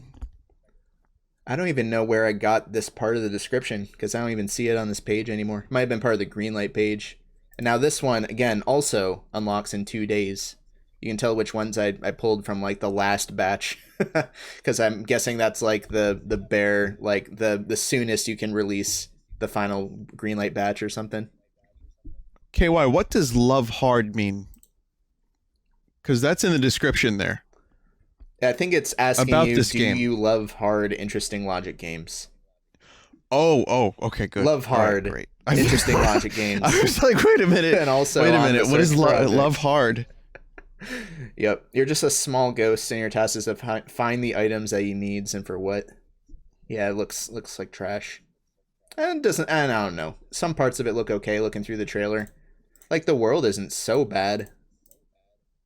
Yeah, it's not terrible. It's just kind of just bland. Like, again, bland. It's love hard. It's love hard. All right. Well, they were born with 2 heads.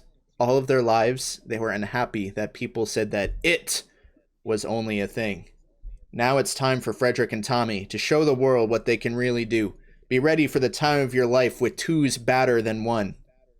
Features: 2 playables, discrete characters, a large world, another large world, 2 total worlds, Frigton citizens, chaos. How many large 2 total worlds are there? 2 total worlds? 2 total worlds. And 2 playables, discrete character. Discrete. I'm going to say that that's real. That was actually fake. That was a really good fake one. That was a good fake. Submitted by Cygod on Twitter. I just love discrete. Because I think it's supposed to be like distinct or something, but it's just nowhere near close. Like it's not like it was just you didn't just like punch the wrong key. It was just discrete. DISCRINT. I thought it was an attempt at discrete for a second, but yeah, maybe. Obviously that's not the case. Distinct and discrete, I guess. Discrete. So yeah, it's pretty good. 2 words. Avoid the dogs. That's it. That's real. That is real. Final answer? Yeah. That one is also fake. That one also submitted by Cygod. 2 for 2, he got you. Shit, I was expecting... Well, I mean, that's the best one yet for a real one because you know exactly what you're getting. Yeah. And the embellishment is low, so I just figured it had to be real. That one's kind of a coin toss when it's that small. So it has exactly 1 gag, Okay. Cosmic Jesus has taken over Space Vegas and has completely purified it, making it a boring and star-holy. The devil of the cosmos awakens to find his prime vacation spot filled with alien drugs and space demon hookers, transformed into an angelic businesses park. Now you must use evil poker playing powers to defeat and collect the soul of each of the Archangel CEO of all 10 holy companies before you go against the son and father in a poker playing game like none before it in Interstellar Devil in Vegas. Oh my god.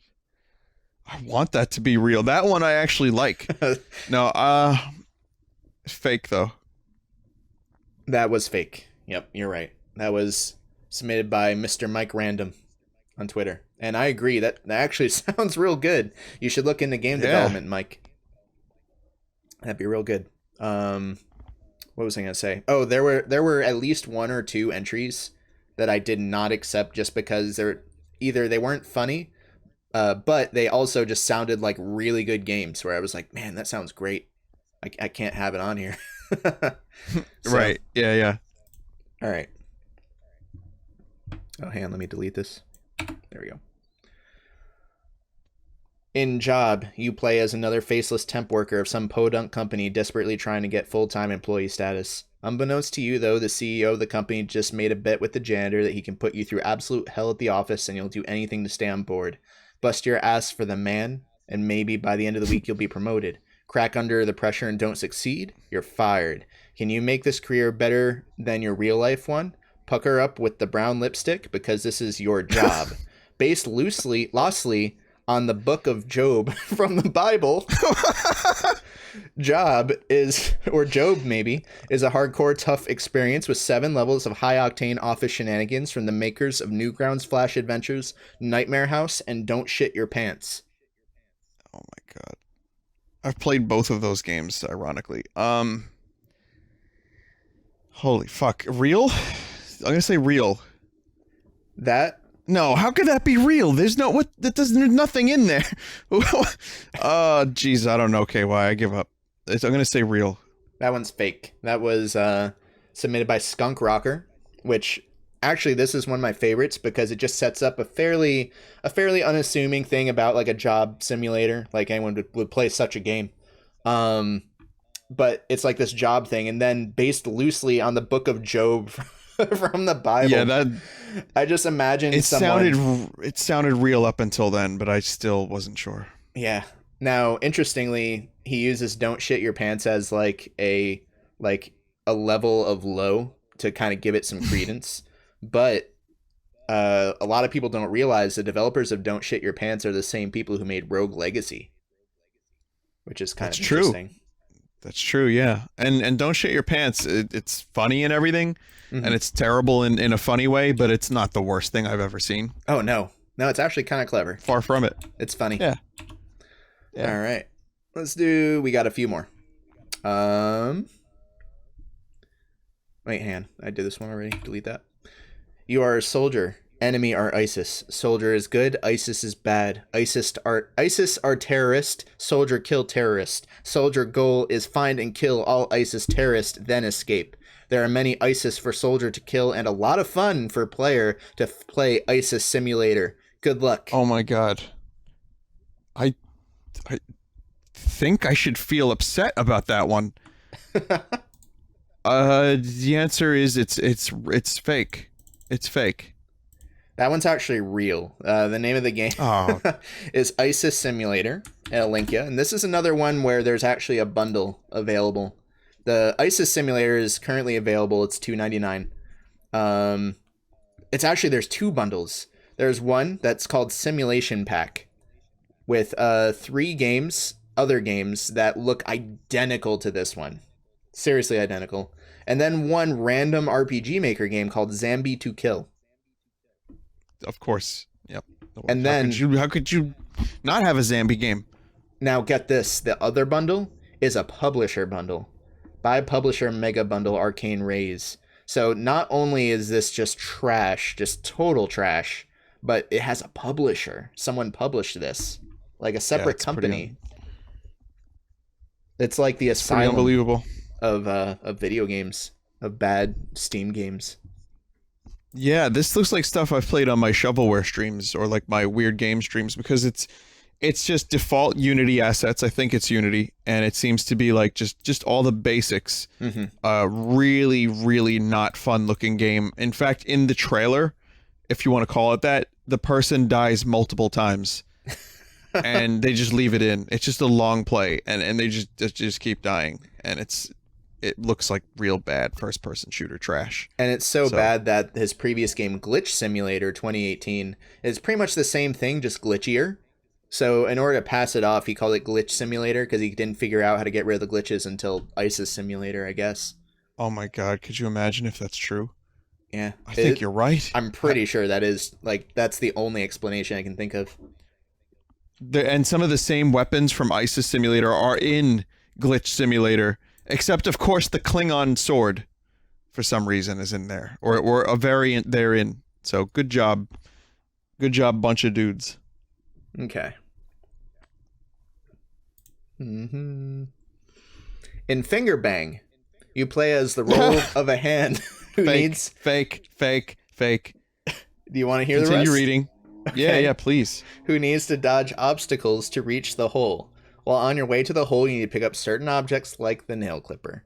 The nail clipper is the key to the hole. Without getting them, it's game over. More powers coming soon. Could you win the hole in time before the parents come knocking on the door? Wow, that's incredible, dude. Before the parents come knocking on the door. Fake. I still say fake. Yeah, you're correct. That was submitted by Poisonous Gravy. Sick. All right. Wow. Magical Girl Panty Quest is a game that I have wanted to make for a while now. The game combines my love of storytelling and Japanese RPGs. My goal is not to create another bland JRPG, but to create a satirical view on games in general. In particular, JRPGs, and to address, in an amusing fashion, the cliches and stereotypes in these games, while still maintaining a fun and challenging game. That's, I mean, the description doesn't sound completely terrible. It's just the name that sounds fucked up. And God knows there's worse stuff out there, so I'm going to say that that's real. That is real. It's called Magical Girl Panty Quest. I should have left it at just the first sentence where it says, Magical Girl Panty Quest is the game I want to make for a long time. The game combines my love of storytelling and Japanese RPGs. And it's an RPG Maker game, and you really don't get any information from it whatsoever. And it was from 2013, and it's still not out. Yep. Go figure. Millions of years ago, the galaxy was devastated by a terrifying... Wait, Han, I meant to use this one last. It's okay, it's too late. Devastated by a terrifying war between the humans and reptilians. It all began on a dark, desolate, Earth-like, swamp-filled forest world in a distant, uncharted corner of the galaxy. A galactic Tri-Alliance officer faces off with serpent-like reptilians while searching for an artifact that could change the fate of the galaxy. Snakes and Ladders Origins, Episode 1, delves into the first encounter between the two species before the Galactic War began. It starts with a slow rhythm and ends with a big bang. Wow. I kind of want to believe that there is a Snakes and Ladders origin story. That's pretty great. Yeah, I'm gonna say that's fake though. That is actually real. I'll link it to you. Snakes and Ladders Origins Episode 1. And it is currently available. $5.99. Oh my god. It's actually a thing, and there's a mini game. Oh boy. Wow, it's a first-person shooter. Of course it is. It's a dude shooting snakes. It's like Halo a little bit in like a jungle, and it's like kind of like Far Cry-ish, and yep. It's surprising. How did they get the Snakes and Ladders license, you think? Probably like the dashes and the end, and in fact, it's such an old game. I don't know, is that even still licensed and copy? I mean, I guess it is. I don't see why it wouldn't be.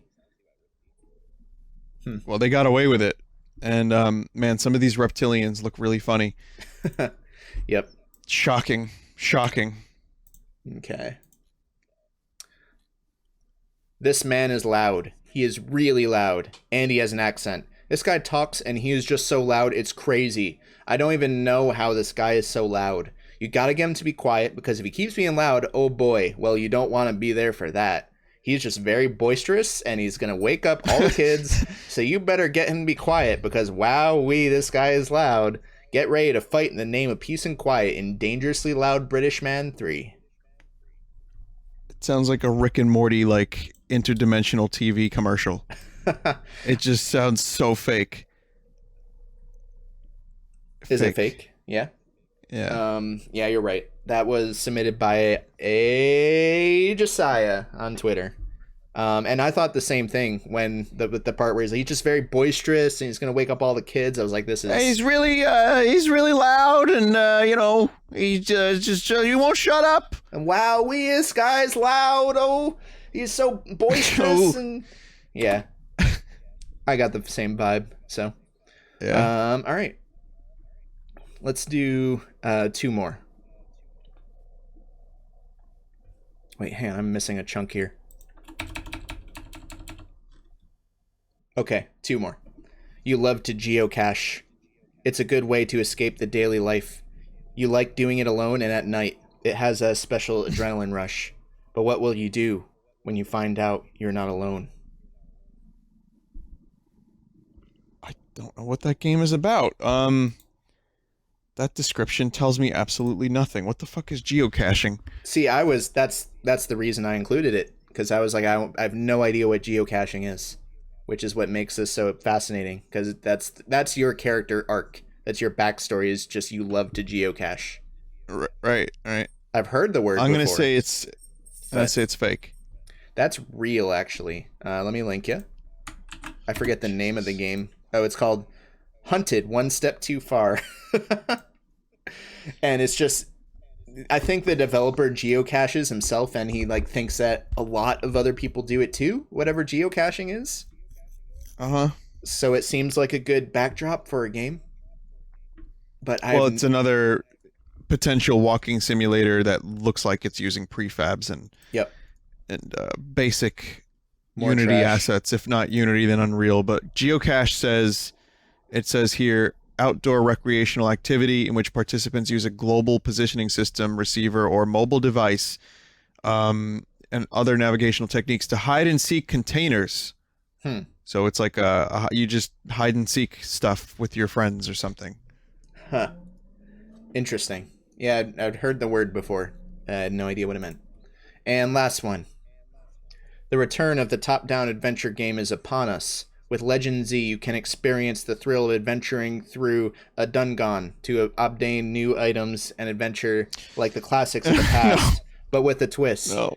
You must go through the dungeon with only a limited resources, and each dungeon will reset your resources, but not your progress. If you finish a dungeon, you can keep its treasure for future adventures. Make sure to find every because you will need them all for the secret challenge dungeon. The thrill from the dungeon crawl adventure from the past is coming. And so am I. But that's fake. Final answer? Yeah. You are correct. That is indeed fake. That was submitted by LinkBoxU on Twitter. It's like, you have to have a spell check before you go on Greenlight. At least have a spell check, even though we've done this long enough that we realize that most people don't do a spell check. But I was going to say, you sure about that many times, Dungon. I just wanted to say Dungon a lot. That was the best It was part. enjoyable. Dungon. It was enjoyable. Yeah, it's a good word.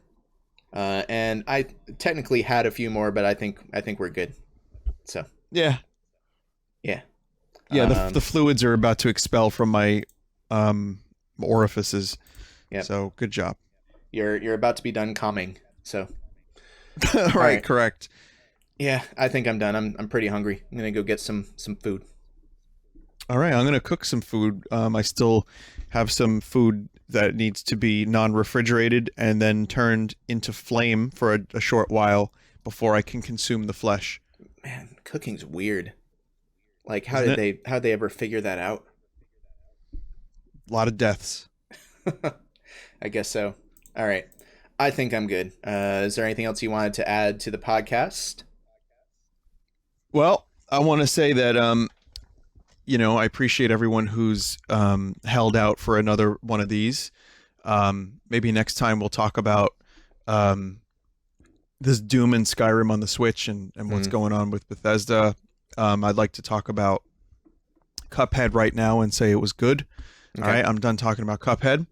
Good. And we can talk about some of the other stuff. What's next for Nintendo. We didn't talk about Animal Crossing Mobile, which is kind of not a whole lot to talk about. There's a lot going on. It's just so much to fit into a couple hours. But maybe next time we do this, we can catch up a little bit more. Sure. And but I want to apologize to anyone who's been waiting for a while for this. Scheduling can be tough, especially with me. So I hope you enjoyed this episode, and we'll look forward to future episodes in the future. The distant future. Hang on, KY. I got one more thing to add. Okay. The future. Wow. All right. This has been fun, but this has been KY. And I'm Vinny. And we'll see you next time. On Two on the Vine.